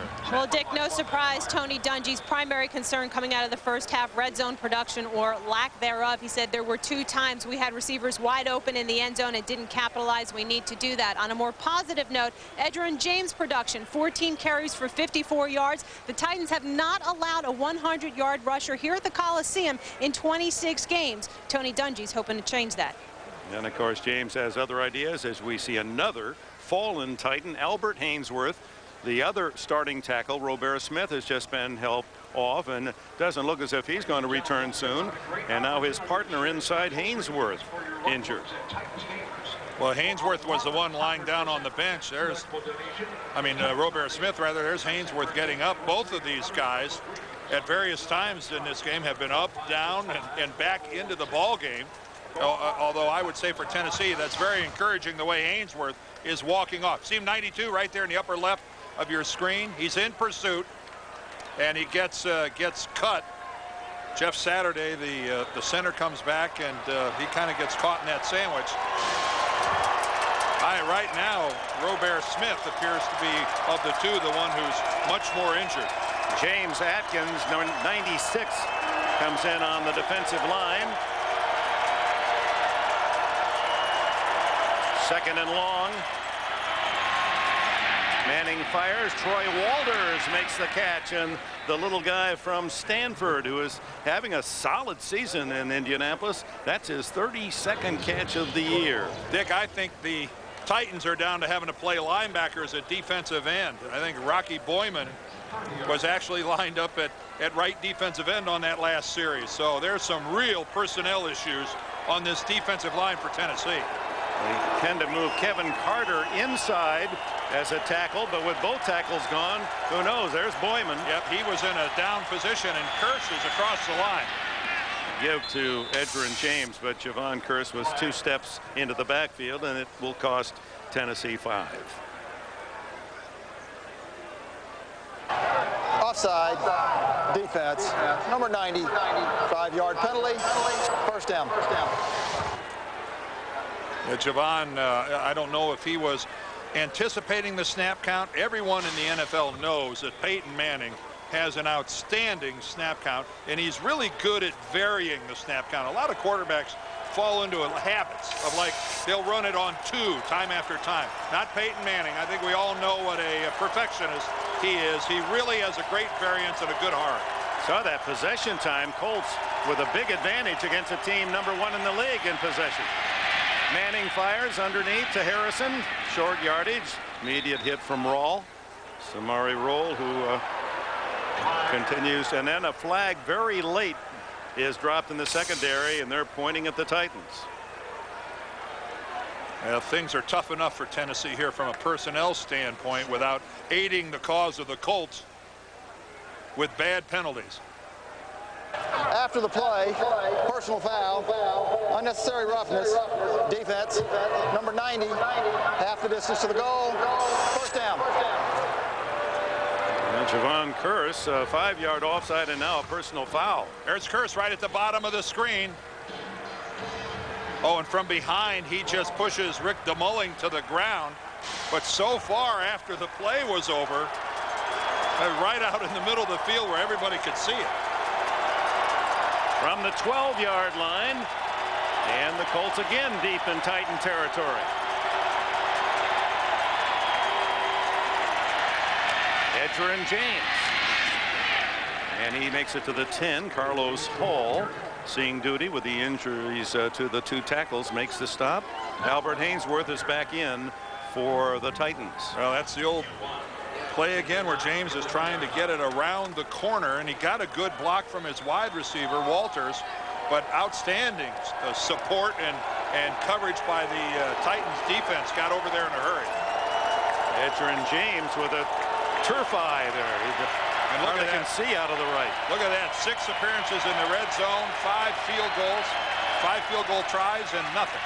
Over the middle, complete to Walters, and he's down to the 2-yard line, and that's going to be close to a first down as Peter Sermon and Lance Shoulders combine on the tackle. Bonnie? Robert Smith, the update. Update on Robert Smith. He's got a rib contusion, questionable, Dick. All right, thanks, Bonnie. And Walters injured as he made that catch for Indianapolis. Well, this is one of the hardest hitting football games that I've been a part of in a long time. And we knew it was coming. And I'm glad I'm a part of it from up here. We called it a heavyweight fight at the beginning, and it is living up to the billing. Some slugging. 3rd down and that much for Indianapolis as they attend to Walters, the wide receiver. Holding his nose. Pollard and Jodine Davenport, 2 tight ends, in for Indianapolis, along with Tom Lipinski, just activated from the practice squad, a rookie fullback from Notre Dame. And here comes the crowd.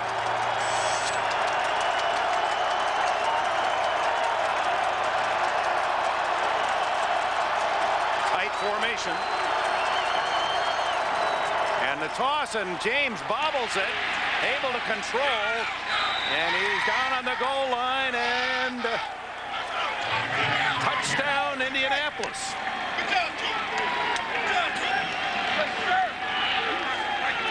Oh, that was close to James bobbling and kicking that one right into the secondary, but he's able to re-grab, and with that power, he just gets so low, gets those pads down low, and ran through the defense for the touchdown. His 8th rushing score of the year.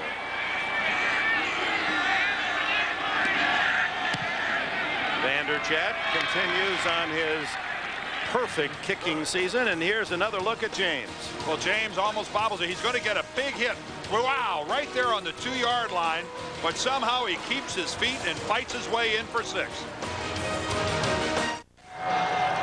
Edgerrin James is listed at 214 pounds, light by today's bull-like running standards, but the way he runs through tackles, an indication of why he has earned Pro Bowl status. They had him, but he just fought his way through the defense for the score. Eddie Berlin inside the 5 for Tennessee. And they stop him shy of the 20-yard line. The ball and came out fumble. again. And they got it. The Colts have recovered. Berlin back-to-back fumbles. Oh, my. That's going to be a tough jog back to the sidelines to look into the eyes of that man, Jeff Fisher. I'm not sure I'd head to the sidelines. It's clogged in the middle. He makes a break to the left, and clearly the ball is out. Mathis pops it loose. And oh, look how close Berlin came to getting it back. It was right there, right in front of him. He almost pulled it back in. Look at that. Oh, he almost had it, and then he doesn't. Ricky Williams, the Texas Tech Ricky Williams, the running back, recovered. And talk about the pressure dropped right onto the shoulders of the Tennessee defense with another turnover in their own territory. Recovered at the 16-yard line. Manning back to work. Edgerrin James again. And nothing there on the outside as Andre Dawson cut off the corner. Well, we saw James run there for no yardage, but he ran for a couple toughies right here. Take a look at this power formation coming right at you in the eye. First of all, he's going to take a heck of a hit right here from Keith Bullock. Right there. That hit. But look at him power. Keep going right over the top of Schulters and on into the end zone on top of Peter Sermon. That was power football, Dick. Power personified from James. 2nd and 11. 3 wide. Manning tucks it away again, slides this time to the 11-yard line. And we're going to slide on down to Bonnie Bernstein. Well, Dick, Eddie Berlin, after fumbling 2 kick returns on the sideline, crouched down with his head in his hands. Meanwhile, Kevin Carter comes running off onto the field, as aggravated as many on the defense seem to be. Carter, because of all of the injuries on the defensive line this year, has averaged about 60 snaps a game, flip-flopping between defensive end and defensive tackle. He didn't practice this week because the Titans have had to cut back to give him some rest. But boy, I tell you, you've got one aggravated defense on the field right now. And one exhausted defense. They have put in a lot of time. 3rd down at the 11.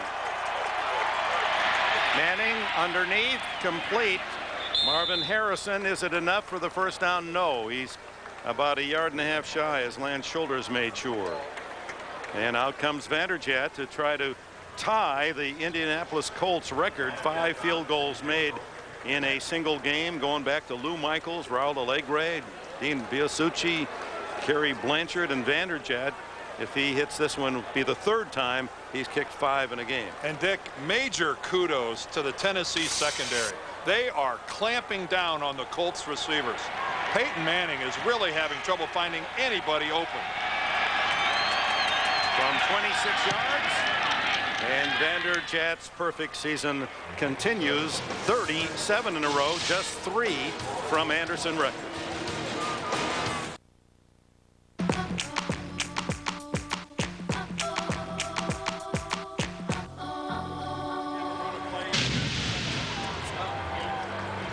So Mike Vanderjagt with 15 of the 22 Indianapolis points.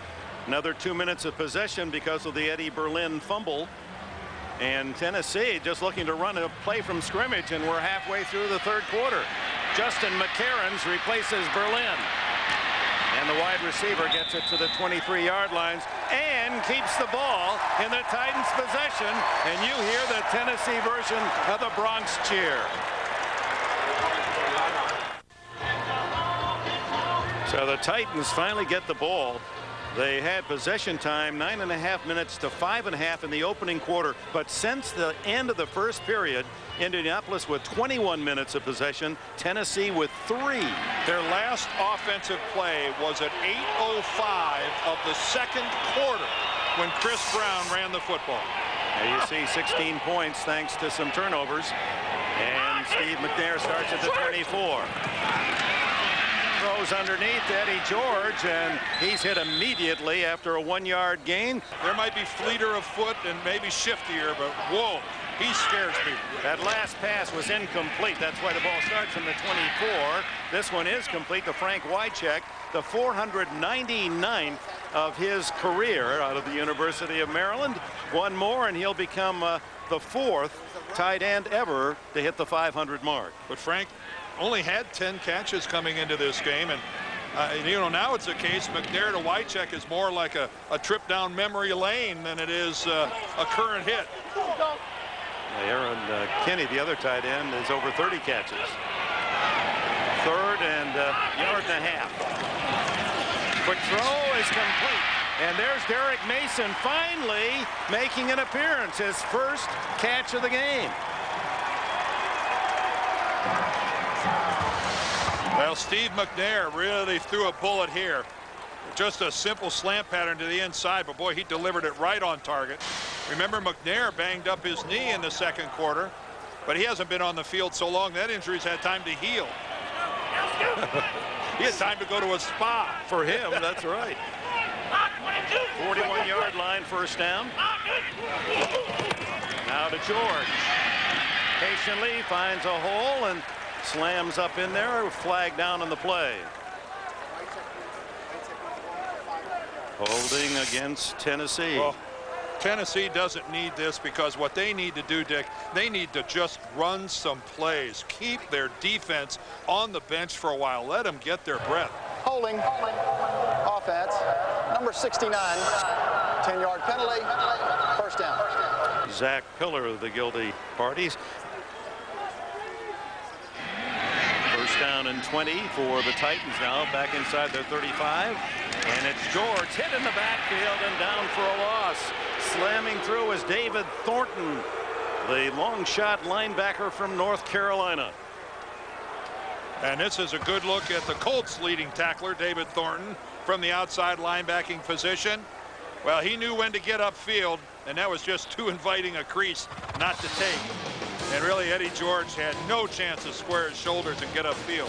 One of the great stories, talking with Thornton earlier on the practice squad at Carolina for 4 years, and finally John Bunning let him start as a fifth-year senior, and here he is, a star linebacker in the NFL.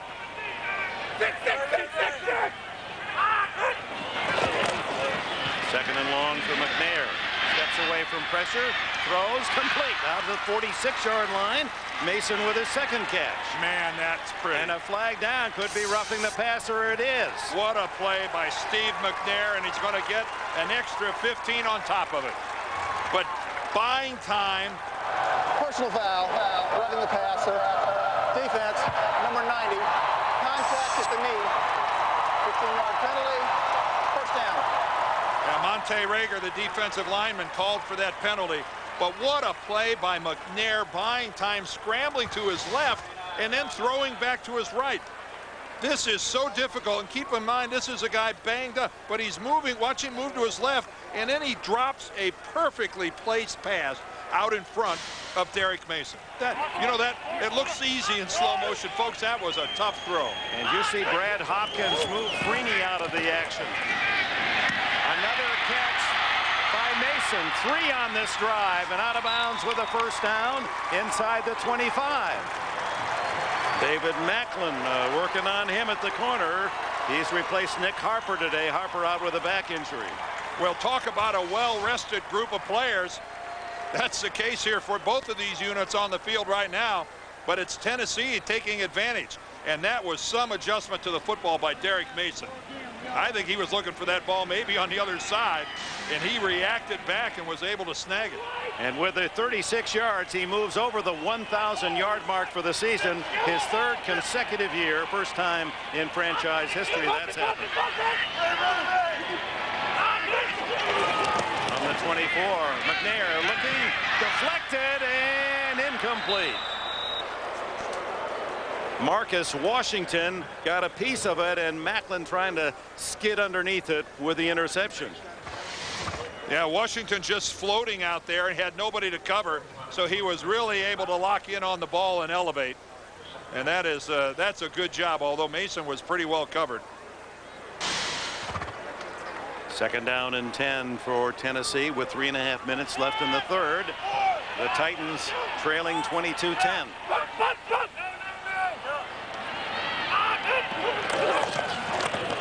Eddie George, not much there at all. Center of that defense of the Colts, Larry Triplett, Monte Rager, stiff. You hear some cat calls coming out of the crowd. It's pretty tough to boo every time a running play doesn't break for a big gainer. Derrick Mason hunched over there in the huddle, grabbing some air.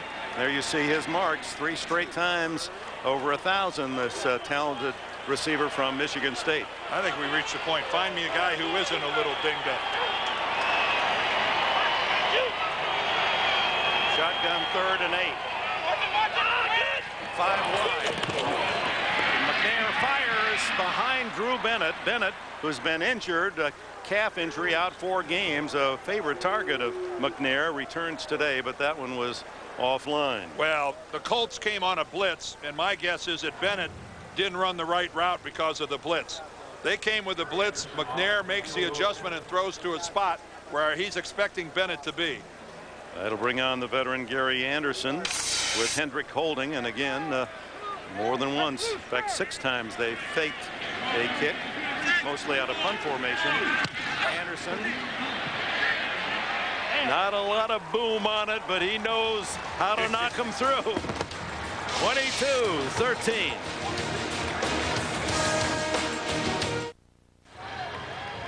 Little tape work on the ankles of Eddie George, one of the few that has not limped off injured today. And the Titans, Hendrick shows a different formation here, so respecting that, up come the Colts, but they kick it away. Dominic Rhodes, who's had a couple of excellent returns, lets this one bounce at the 20. Works his way out of traffic and finally down at the 32-yard line, Tony Beckham. So respecting Rhodes, who's had a couple of kickoff returns out beyond the 45. They go short. That was a pooch kickoff. Manning races, throws, wide open is Harrison, and he's out to the 48-yard line on the first down. Schulters was pressuring Manning, and then one of the rare instances in this game where Peyton Manning has found a receiver that was really wide open. And that's because of the blitz, and they handled the blitz, and Samari Rolle had to give Marvin Harrison a lot of breathing room. Javon Curse putting pressure on Manning that last play from his defensive end position.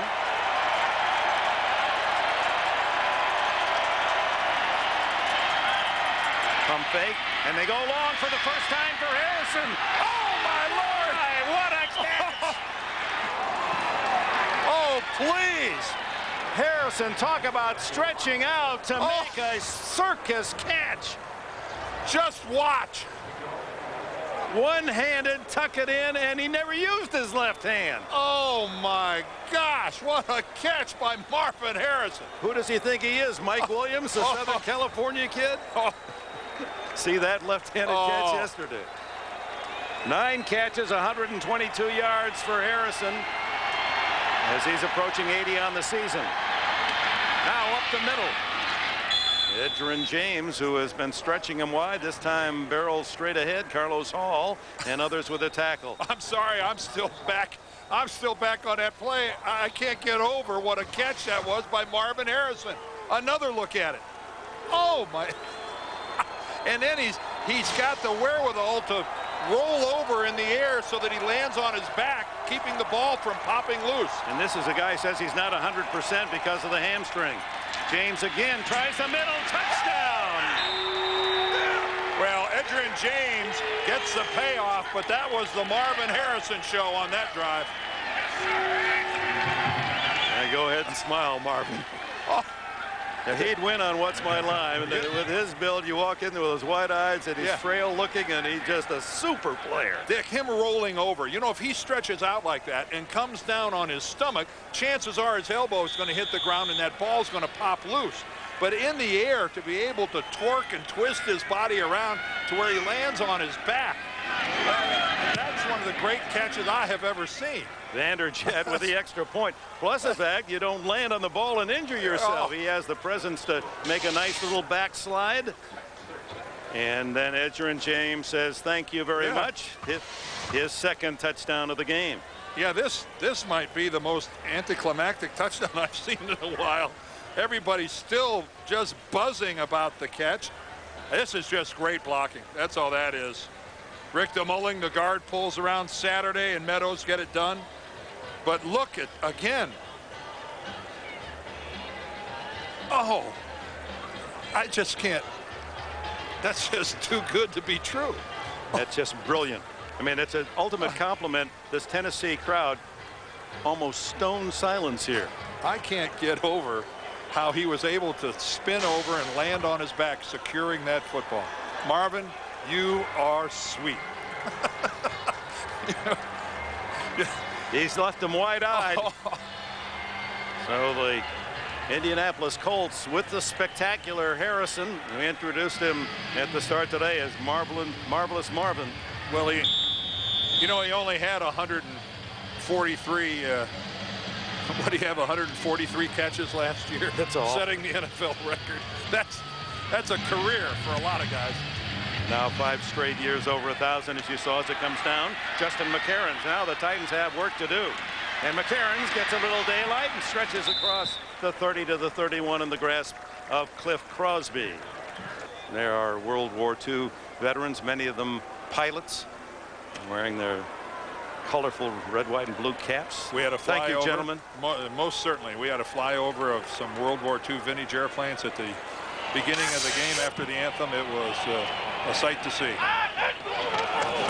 Now Steve Mcnair is going to have to work some magic. Goes first.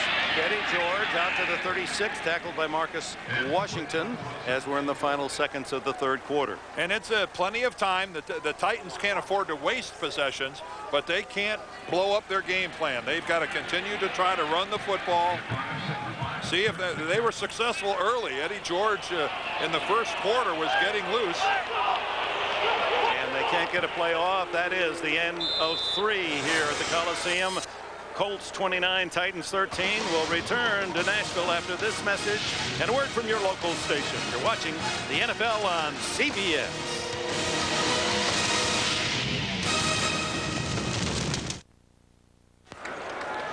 With Dan Deerdorf and Bonnie Bernstein, our producer Lance Barrow, Mike Arnold back from the Army-Navy game to double dip. Good to have Mike back with us. Dick Enberg here at Nashville, and we open the fourth quarter 29 to 13. McNair goes short. Wycheck, that's a big catch for him, although short yardage, number 500 for Frank Wycheck, one of the popular players here in Tennessee, and he joins. And look at this, Dick. The crowd, a lot of the crowd realizes it. And here comes the football. He joins Shannon Sharp, Kellen Winslow, and Ozzie Newsome, the 4th tight end in the league history for 500 receptions. Congratulations to Wycheck. That's rarefied air. That's good stuff for Frank. First down, more importantly for the Titans now. Try to catch the Colts, who lead by 16 points. McNair steps away and for the first time scrambles and runs it into Indianapolis territory just across the 50. Larry Triplett, the defensive tackle, made the tackle. Well, only 3 tight ends can claim at least 500, and here they are. Shannon Sharp, 799 and counting. Ozzie Newsome, 662 for the old Cleveland Browns. And Kellen Winslow had 541 receptions for the San Diego Chargers. Well, you know Sharp's going to be in the Hall of Fame someday. The other 2 are already inducted. McNair hit as he throws, and it's to Wycheck again. First down at the 45. First down for McNair. Hit, gets out of trouble. And will run it. Close to another first down. That's why they love him in Tennessee. Well, like Peyton Manning, when he had his turn, when he ran upfield, there's no hook slide for Steve McNair. He knew where the sticks were, and he couldn't afford it. He had to go head first to try to pick it up. But there's the commissioner of big and strong and agile and tough. And a pretty familiar sight, him running for a first down. He's rushed for over 3,000 yards in his career, but he says what he likes. When you talked to him a couple days ago, he said, you know, they call me a quarterback now, not just a running quarterback. Well, a quarterback rating of over 100 will do that. Back to work he goes. Freeney had a piece of him, but he still got the pass off, incomplete to Shad Meyer. There's the strength, totally tied up by Raheem Brock and Dwight Freeney, and still avoided the sack.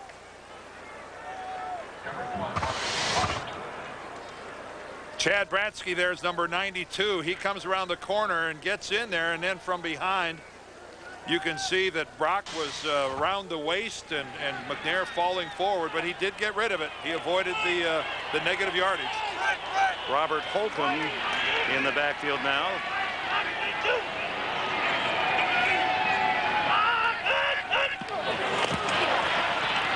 McNair fires incomplete. Macklin covering Derrick Mason.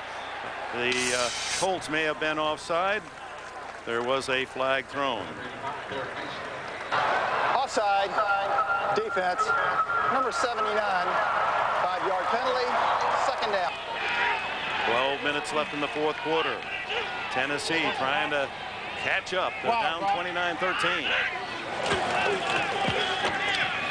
Lots of time for McNair. Now throws complete to Mason. And that's something the Titans have done year after year with McNair. Starts to scramble, and Mason will find a way to work open. Well, it's because you're asking the impossible of a defensive back to stay with a guy for that long. Great study of Steve McNair. Look at him survey the field. Look how wide they got there when he called for the snap. But Walt Harris is in the unenviable position of trying to stay with Derrick Mason. But for how long? You know, how long can you stay on a guy's hip pocket when he changes direction 2 or 3 times because the quarterback's running around? First down at the 14. Here comes the blitz. And the throw. Incomplete. Closest was Frank Wycheck. Fans down at that end wanted a holding call. Marcus Washington and Donald Strickland double-teamed him. Normally, somebody breaks off a shorter pattern when there's the blitz. Here comes the blitz. Mike Doss comes right up the middle. McNair knows he has to get rid of it, and he's trying to loft it over the top to Wycheck. And you're right, Frank turns around and looks for a flag but doesn't get it. On the left, Michelle McNair and young Tyler McNair watching Daddy today. All right. Yeah, unfortunately, I'm not sure he knows what the score is. Second down and 10. McNair into the flat, complete, and short yardage is all that Shad Meyer can come up with. David Thornton covers him. You know what? If the Titans do lose this game, at least Steve McNair can look forward to having a smiling son bouncing on his lap. Who, the guy, get the opinion, doesn't care whether his dad won or lost today. You count those blessings too. Isn't that the truth? Good-looking young man. Third down and 7.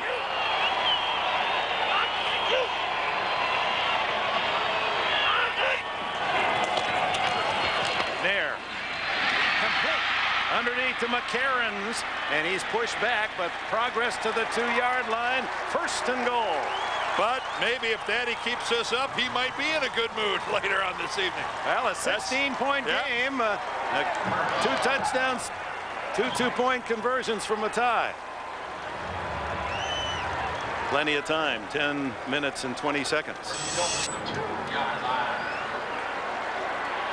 Well, they're 2 scores behind. If they get 2 touchdowns and 2 two-point conversions, that's tough to do. Eddie George in the backfield. McNair's going to throw. Incomplete. McCarron's on the slant, and interference is the call against Walt Harris.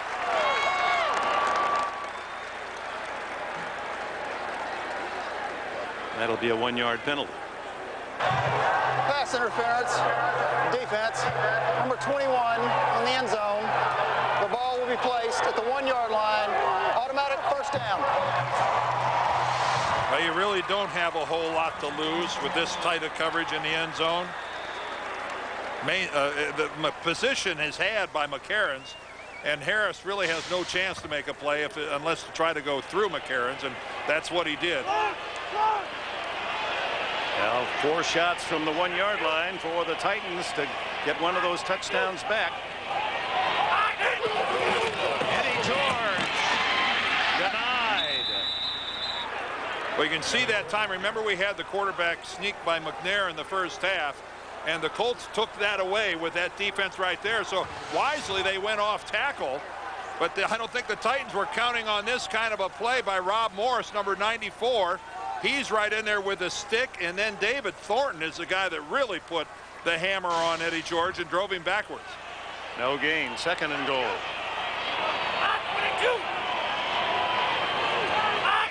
Fake to George. McNair. Touchdown. He drilled it in to Derrick Mason. Make it Robert Holcomb, 35, who stopped just inside the goal line. He was in a crowd over there. Holcomb goes out on the edge. You can see he's really pretty well covered by Mike Doss.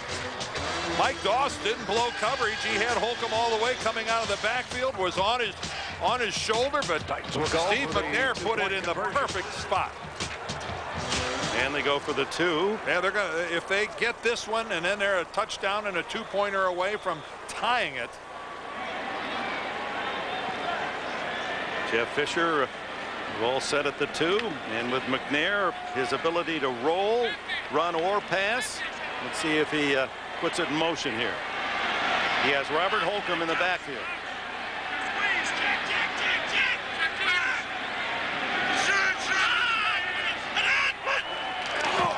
Quarterback draw. Oh, he loves that, and so does this sellout crowd. The score, Colts 29. Well, the Steve Mcnair show. First of all, the fake Eddie George, and look at the position on this pass into Robert Holcomb. And then, hey, if I can throw it, you know I can run it. Titans fans, it's time for what the line is on. We got a game here, Dick. 29-21. So stand up and show your... Yeah, that was another chapter in McNair's book. Almost every yard, I think every yard, either he ran it or passed it. 69 yards to pull within 8. Here's Dominic Rhodes from his own goal line. Makes it to the 20, and that's it. As coverage by Lamont Thompson. Here comes Harrison and the Colts. Sellout crowd here at the Coliseum in Nashville, 68,809. That's 11 more than the listed capacity, and that's not counting Santa. The Titans jumped to a 10-3 lead. 4 Vanderjagt field goals. It was 12-10 at halftime.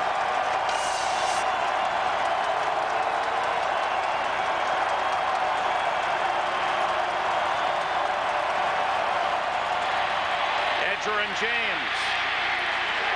2 touchdown runs, short runs for the Colts, who rallied using turnovers, 3 Tennessee fumbles, and the Colts scored a couple of field goals and a touchdown off those errors and built a 29-13 lead at the end of 3. But Steve Mcnair, with a long drive, a 2-point conversion, has Tennessee rooting for this defense. Get it back for McNair.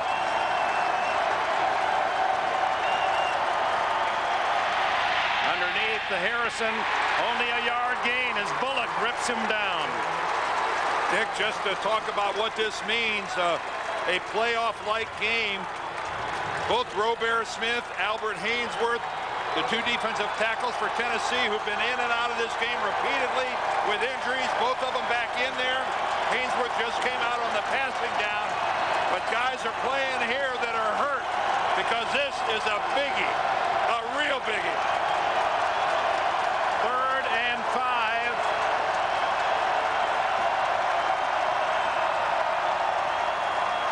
Manning facing a blitz. Incomplete to Brandon Stokely. Land shoulders there to break it up. Whoa. What a risky throw right into double coverage. Let's take a look at Manning and his protection. You can see that Keith Bullock comes on the blitz and really lowers the hammer on Manning. But, geez, did he force that ball into Stokely right in between double coverage. Hunter Smith, only his 2nd punt of the game. Justin McCarron's back at the 30 for Tennessee with 8 minutes left. High wobbler. McCarron's at the 33.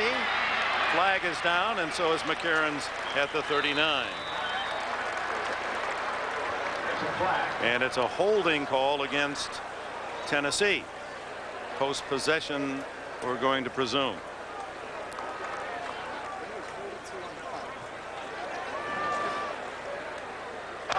During the kick, holding, receiving team, number 42, 10 yards from the end of the kick, first down, timeout. 7:53 to go in Tennessee. From the 23, trailing by 8, Tennessee with the ball again here in the fourth quarter. McNair pump fake and a fire down the middle to McCarron's, incomplete. We welcome those of you who have been watching Oakland and Pittsburgh and the Steelers with a 27-7 win over the Raiders. From the Super Bowl to the low depths of the NFL this year, the Raiders. Well, we have a game here where it looked like Tennessee was out of it, and on their last possession they scored a touchdown to get, and then a two-point conversion to get within 8 points. You can see the Colts have the yardage and the Tennessee Titans have the turnovers. 3 fumbles. McNair off and running. Did he pass the line of scrimmage? Almost intercepted by Mike Doss, who has played a superb game, this rookie safety from Ohio State. And McNair knew exactly where that line of scrimmage was, came right up to the edge. The big tight end, Aaron Kinney, is the intended target here for McNair, but Doss, look at Doss, he has time to break on the ball and gets underneath and in front of Kinney and almost comes up with it. This kid is a rookie from Ohio State, Canton, Ohio. And he is a big-time player. And he's showing it today in a big, big game. 3rd and 10. McNair at his best on 3rd down. And he fires one complete. And it looks like it's going to be right at the sticks. Walt Harris covering Derrick Mason. The spot. How big is this spot? You know, the Titans on 3rd and 10 or more have converted 31% this year. Doesn't sound like much, but boy, that is terrific. Well, from that angle there, where's the ball? Yeah, where's the ball? His lower body and the knees appeared to be far enough for a first down, but it's where is the football? Yes, he's got it. That saves Jeff Fisher from the anguish of having to decide whether to go for it on 4th down. I'm sure that's a decision he's glad he doesn't have to make. But that's a stat, Dan, that we don't talk much about. 3rd down conversion when it's 3rd and long, 3rd and 10 or more, 31%. That's a testimony again to McNair. Yes, that's an outstanding figure. It really is. Mason, after a quiet first half, now with 5 catches in the second half. Empty backfield except for the shotgun McNair. Again over the middle, Aaron Kinney, the tight end, for about 10 more. Donald Strickland and Thornton team up with a tackle. And finally, this Tennessee offense has come to life. Their defense has been on the field for the entire game until the last couple of possessions here. And finally, Kevin Carter and company get a chance to watch a little bit. Kinney did pick up the 10. It's another first down out at the 43.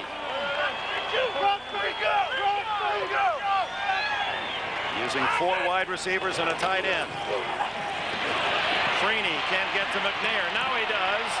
And with help from Raheem Brock, a sack and barely that, just behind the line of scrimmage.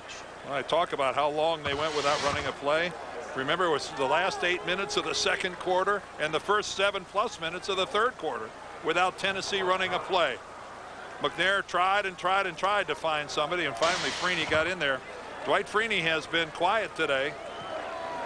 On the other side of the ball, Brad Hopkins, the Pro Bowl left tackle. There's been some matchup between these two. Now Freeney with the sack there is 11th of the year. 2nd and 11. Oh, Kinney drops the ball with Thornton covering. Let's go down to Bonnie. Well, Dick, in years past where the Colts defense has been its Achilles heel, they might not have been able to hold on in a situation and keep that lead. But Tony Dungy said this year's 10th ranked defense, a different situation. He says we've gone on the road against teams like Cleveland and Buffalo and won even when our offense was clicking. We've beaten Miami on the road. We've beaten Tampa Bay on the road. This defense is different this year. This is the defense that thinks that we can win anywhere, not just at home. All right, Bonnie, let's see how they do here on another 3rd and 10. Or 3rd and 11 after the sack. Mcnair steps away from pressure again. Throws long for Mason, too long. So I think Steve anticipated Mason making a break, about a half a second before Derrick realized that his guy was on the loose. As Walt Harris covering Mason. Mason was behind him.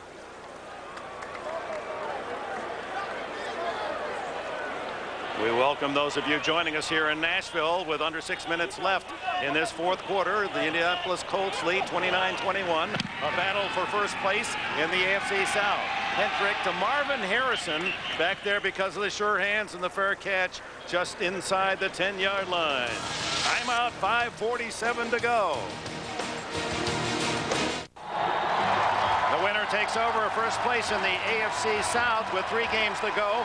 Indianapolis won the earlier meeting up north 33-7, and they lead today by 8. There's the standings. Houston and Jacksonville now. That's been updated, a final. Peyton Manning and the Colts start at their own 10. Edgerrin James gets a hold. He's out to the 20 and to the 23. Indianapolis Colts with the lead here in Tennessee, 29-21. We welcome those of you who have watched your first game of the CBS doubleheader, a battle for the South lead, and Indianapolis with an earlier win, should they win today, would then have in essence a 2-game lead on top with 3 to play. But this is far from finished. Steve Mcnair has already driven his team down the field here in the 4th quarter, and on a quarterback draw converted the 2-point conversion, and that's how far the Titans are from a tie, 8 points. Peyton Manning, though, will milk the play clock. He will not snap this ball until he's inside 5 seconds. He is now down to 3. And with 5 minutes to go, hands off to Edgerrin James, who picks up a yard at Peter Sermon in the Well, it's linebackers. nothing new in a Colts game getting to watch Peyton Manning throw the ball to that guy, Marvin Harrison. How sweet it is to watch this guy run up and down the field. And today, he's had a little bit of everything. We're going to see a highlight catch. We've had some ordinary ones. No big deal there for Marvin. But, folks, we've got one right there. That was a catch that will be on Colts highlight reels 100 years from now. I'd like to see that again, the full play. Maybe we can. On 2nd down and 9. Manning hitting the backfield, still gets it away, and it's dropped by Reggie Wayne, and a flag is down in the secondary of the Titans. Wayne had that one go right through his hands and off his chest. Well, if this is against Tennessee, which I'm not sure it is, but if it is, what a backbreaker this will be. Illegal contact, defense, number 22, 5-yard penalty, automatic first down. Andre Dyson. Andre Dyson, he's working here against Wayne. Ooh. Whoa! Looked like Wayne was the man who threw the defender. Now, there was contact in excess of the 5 yards that you're allowed as a defender, and that was the call. 10th Tennessee penalty for 67. But first down comes with it, and that allows Manning to work the clock. The Titans have all 3 of their timeouts remaining, so does Indianapolis.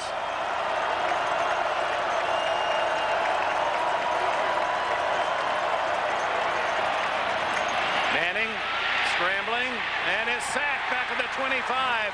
Carlos Hall, his 3rd of the year. Well, Peyton Manning is not, or let's say it should not, force the football. And in a situation like this, you can see that he's going to be secure with it. My question is, why would you be in a hurry to throw the football on first down when you're milking the clock? You're protecting an 8-point lead. You've got Edgerrin James. Force Tennessee to use some timeouts.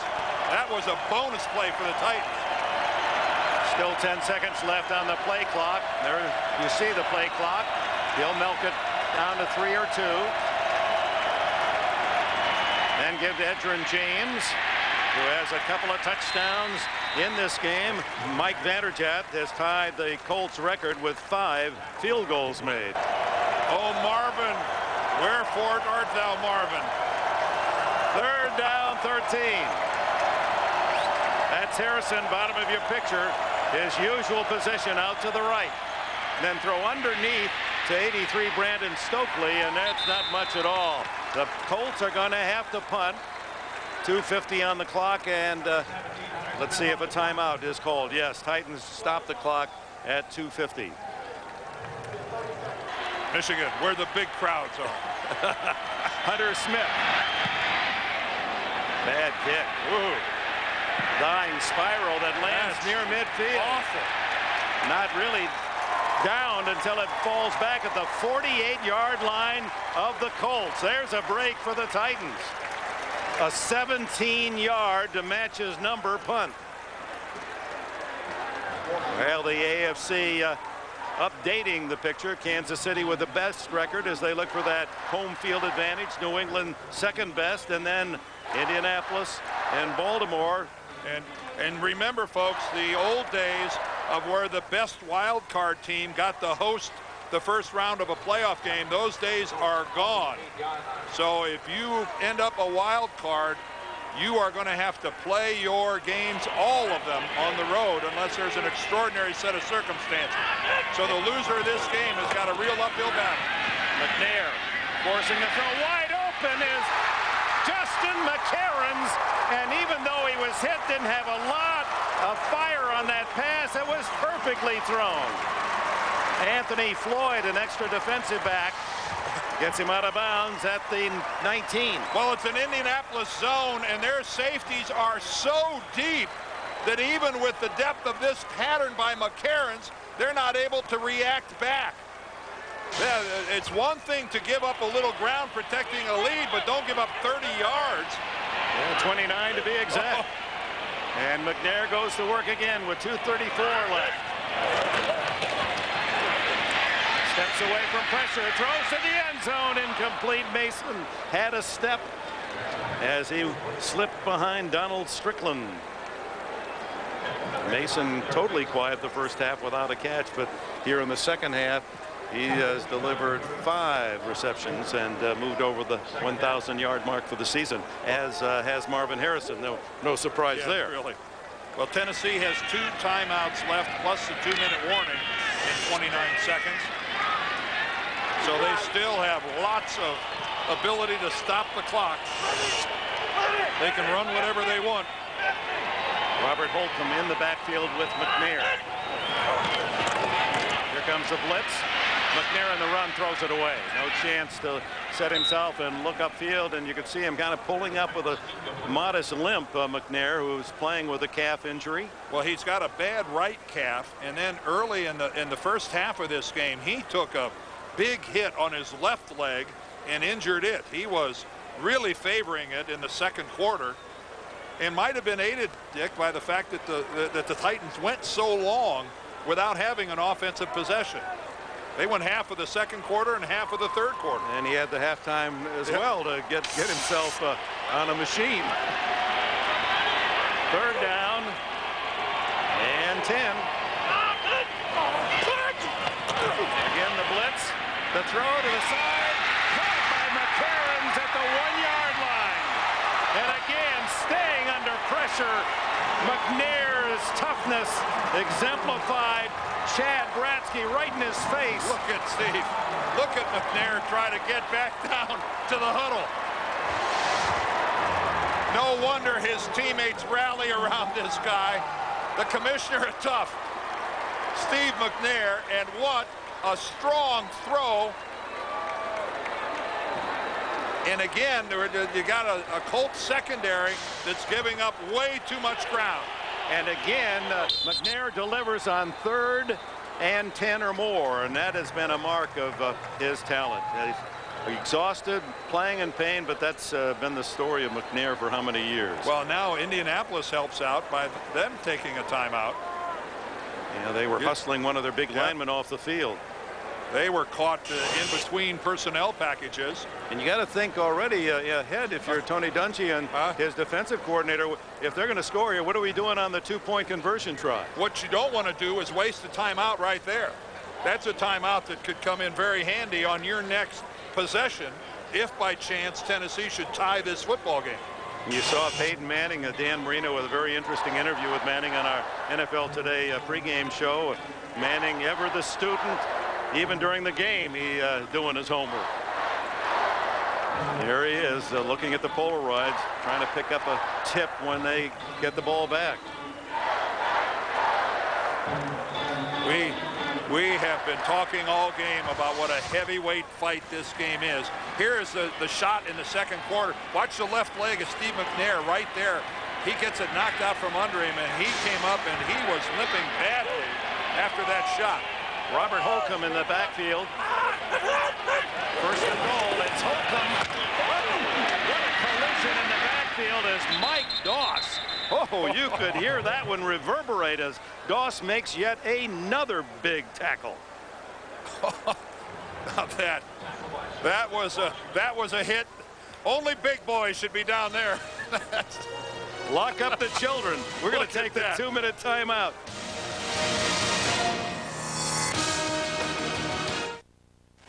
Well, it's the games you look forward to way back in the summer. You know, when you get to December, they're going to be football games like the one we're watching today. And it has not disappointed, has it? No. And, Dick, how ironic the Colts find themselves in the reverse of where they were last week against the Patriots. They had 4 shots from the 2-yard line to see if they could get in.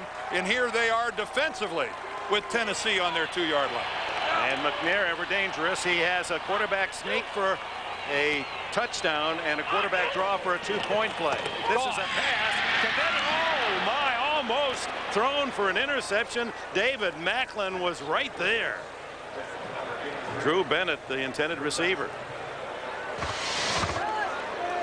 Well, this is a ball that David Macklin is going to wonder, how did I not get this? He obviously a very difficult having to do a 180 and spin all the way back around, but he certainly had a good look at it. So 3rd and goal. 2 yards away. This used to be automatic Eddie George territory. Fake to George. The quick throw. Touchdown, Derrick Mason.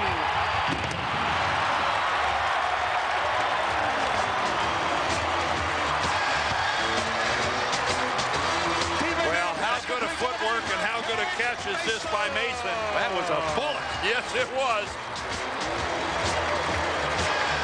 And here comes the all-important 2-point play to tie it. The Titans are going for the 2-point conversion. What a rocket shot to Derrick Mason. Now the last time, earlier in this quarter, same situation. McNair drifted back and on the quarterback draw scored. And I bet you the replay official upstairs is going to see. He's going to want to see if Mason got his feet down. He's up. He is up. 1, 2. Sure. And did he? What we're going to have to look at is another angle, though, to make sure that he held possession of the football after hitting the ground. We've ascertained that he got both feet down. Now the next question is possession. The ball has to stay firmly in his grasp. He got them both down. And he held on to the football. That is an outstanding piece of work by Derrick Mason. And this is what the replay system is intended to do. Inside of 2 minutes, it reverts upstairs. Be safe. This should be short work for Terry McCauley. Yes. 2 very good looks at it. Good work, guys. 2 good looks. Man, that is a nice catch by Derrick Mason. Spinning around in the air to go back and catch that thing and then get both feet down. And what you can't appreciate in slow motion was the velocity of the throw from McNair. But that ball was behind. And I will say this to Steve McNair's credit. He threw it back behind where there was no coverage. But boy, that's sure counting on Derrick Mason to be a big-time athlete and torque himself and spin around and make that catch. It took the Titans, Dan, only 48 seconds to go the 48 yards and pull within 2 of a tie. Well, if they do tie it, you know what everybody here in Tennessee is thinking. The receiver controlled the football and got 2 feet down. It was a touchdown. Ruling on the field stands. You know, I'm sure the worry wards here in Nashville are already thinking, if we tie this up, oh, does Indianapolis have too much time? Indianapolis with 2 timeouts remaining, 1:52 on the clock. And a field goal kicker that hasn't missed since 1986, or how long ago it was, Vanderjagt. Mason to the left, McCarron's and company to the right. Holcomb in the backfield. McNair many times runs it in himself in this situation. He fires, tipped, incomplete. Tipped at the line of scrimmage. And a flag is down, but on a tip ball, we'll see whether or not this is picked up. Well, there can't be an interference if the ball's tipped. Dwight Freeney, the young defensive end, appeared to get a hand on it. There's no foul on the play. The ball is tipped prior to contact. Extra point is no good.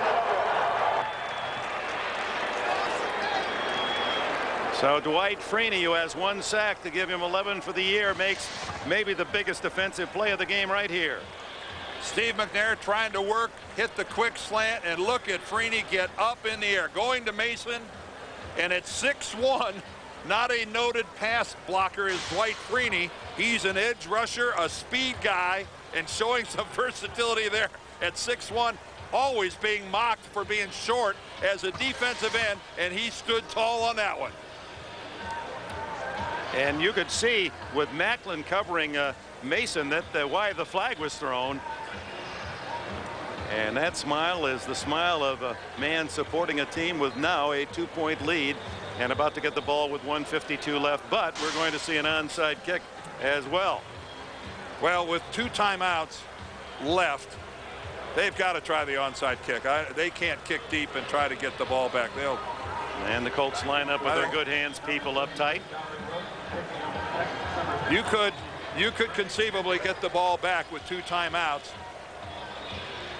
Dominique Rhodes, the only man back for Indianapolis. You could argue this both ways as to whether to onside kick it or to go deep. And we're about to find out as Craig Hendrick. He's going to kick it. Yeah, he is going to kick it. They will get it back. Rhodes from the 5. Of course, with all of his blockers up protecting against the onside kick, tough to get a good return, and Scott McCarahan makes the tackle.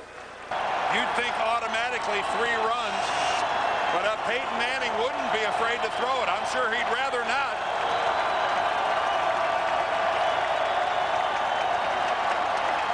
And he gives to James, and James hit hard as he crosses the 20, and there's the timeout call. 1 left now for Tennessee. No. I guess they're not going to call time. Well, it's either call it now or call it later. At some point in time, I would have taken it there only because maybe Indianapolis would have tried to convert with a passing play on 3rd down, and you might have gotten lucky with an incomplete pass to stop the clock. I thought I saw Samari Rule call time, but it was not acknowledged. So they'll milk that clock, see how close to 0 Peyton Manning comes. Meanwhile, the game clock is a minute and a second ahead of that. James tries to burrow, nothing there. There's the timeout. 1 remains now. I don't know why they didn't take a timeout on after the 1st down play. I really don't. For Tennessee's last loss here at the Coliseum, you have to go back to October a year ago. Washington rookie quarterback Patrick Ramsey came off the bench to lead the Redskins to victory. Kevin Lockett helped out in the passing game too, hitting Stephen Davis on a 14-yard score. Washington went on to win it 31-14, handing Tennessee its 4th consecutive loss at that time, but that's the last time they've lost at home. 10 consecutive wins since. Well, if Indianapolis wins this game, you know, they'll hold the tiebreaker and the 1-game lead. And check it out. You know, that's a sign of a well-coached football team. when you don't lose back-to-back games. That means you are disciplined, you are well coached. And if the Tennessee Titans are anything, they are that. And the Colts haven't lost back-to-back in 21 games. They're in the standings. That's what's at stake. Colts won the earlier meeting, so if they win, in essence, a 2-game advantage. 57 seconds left. Manning batted down, right back to Manning.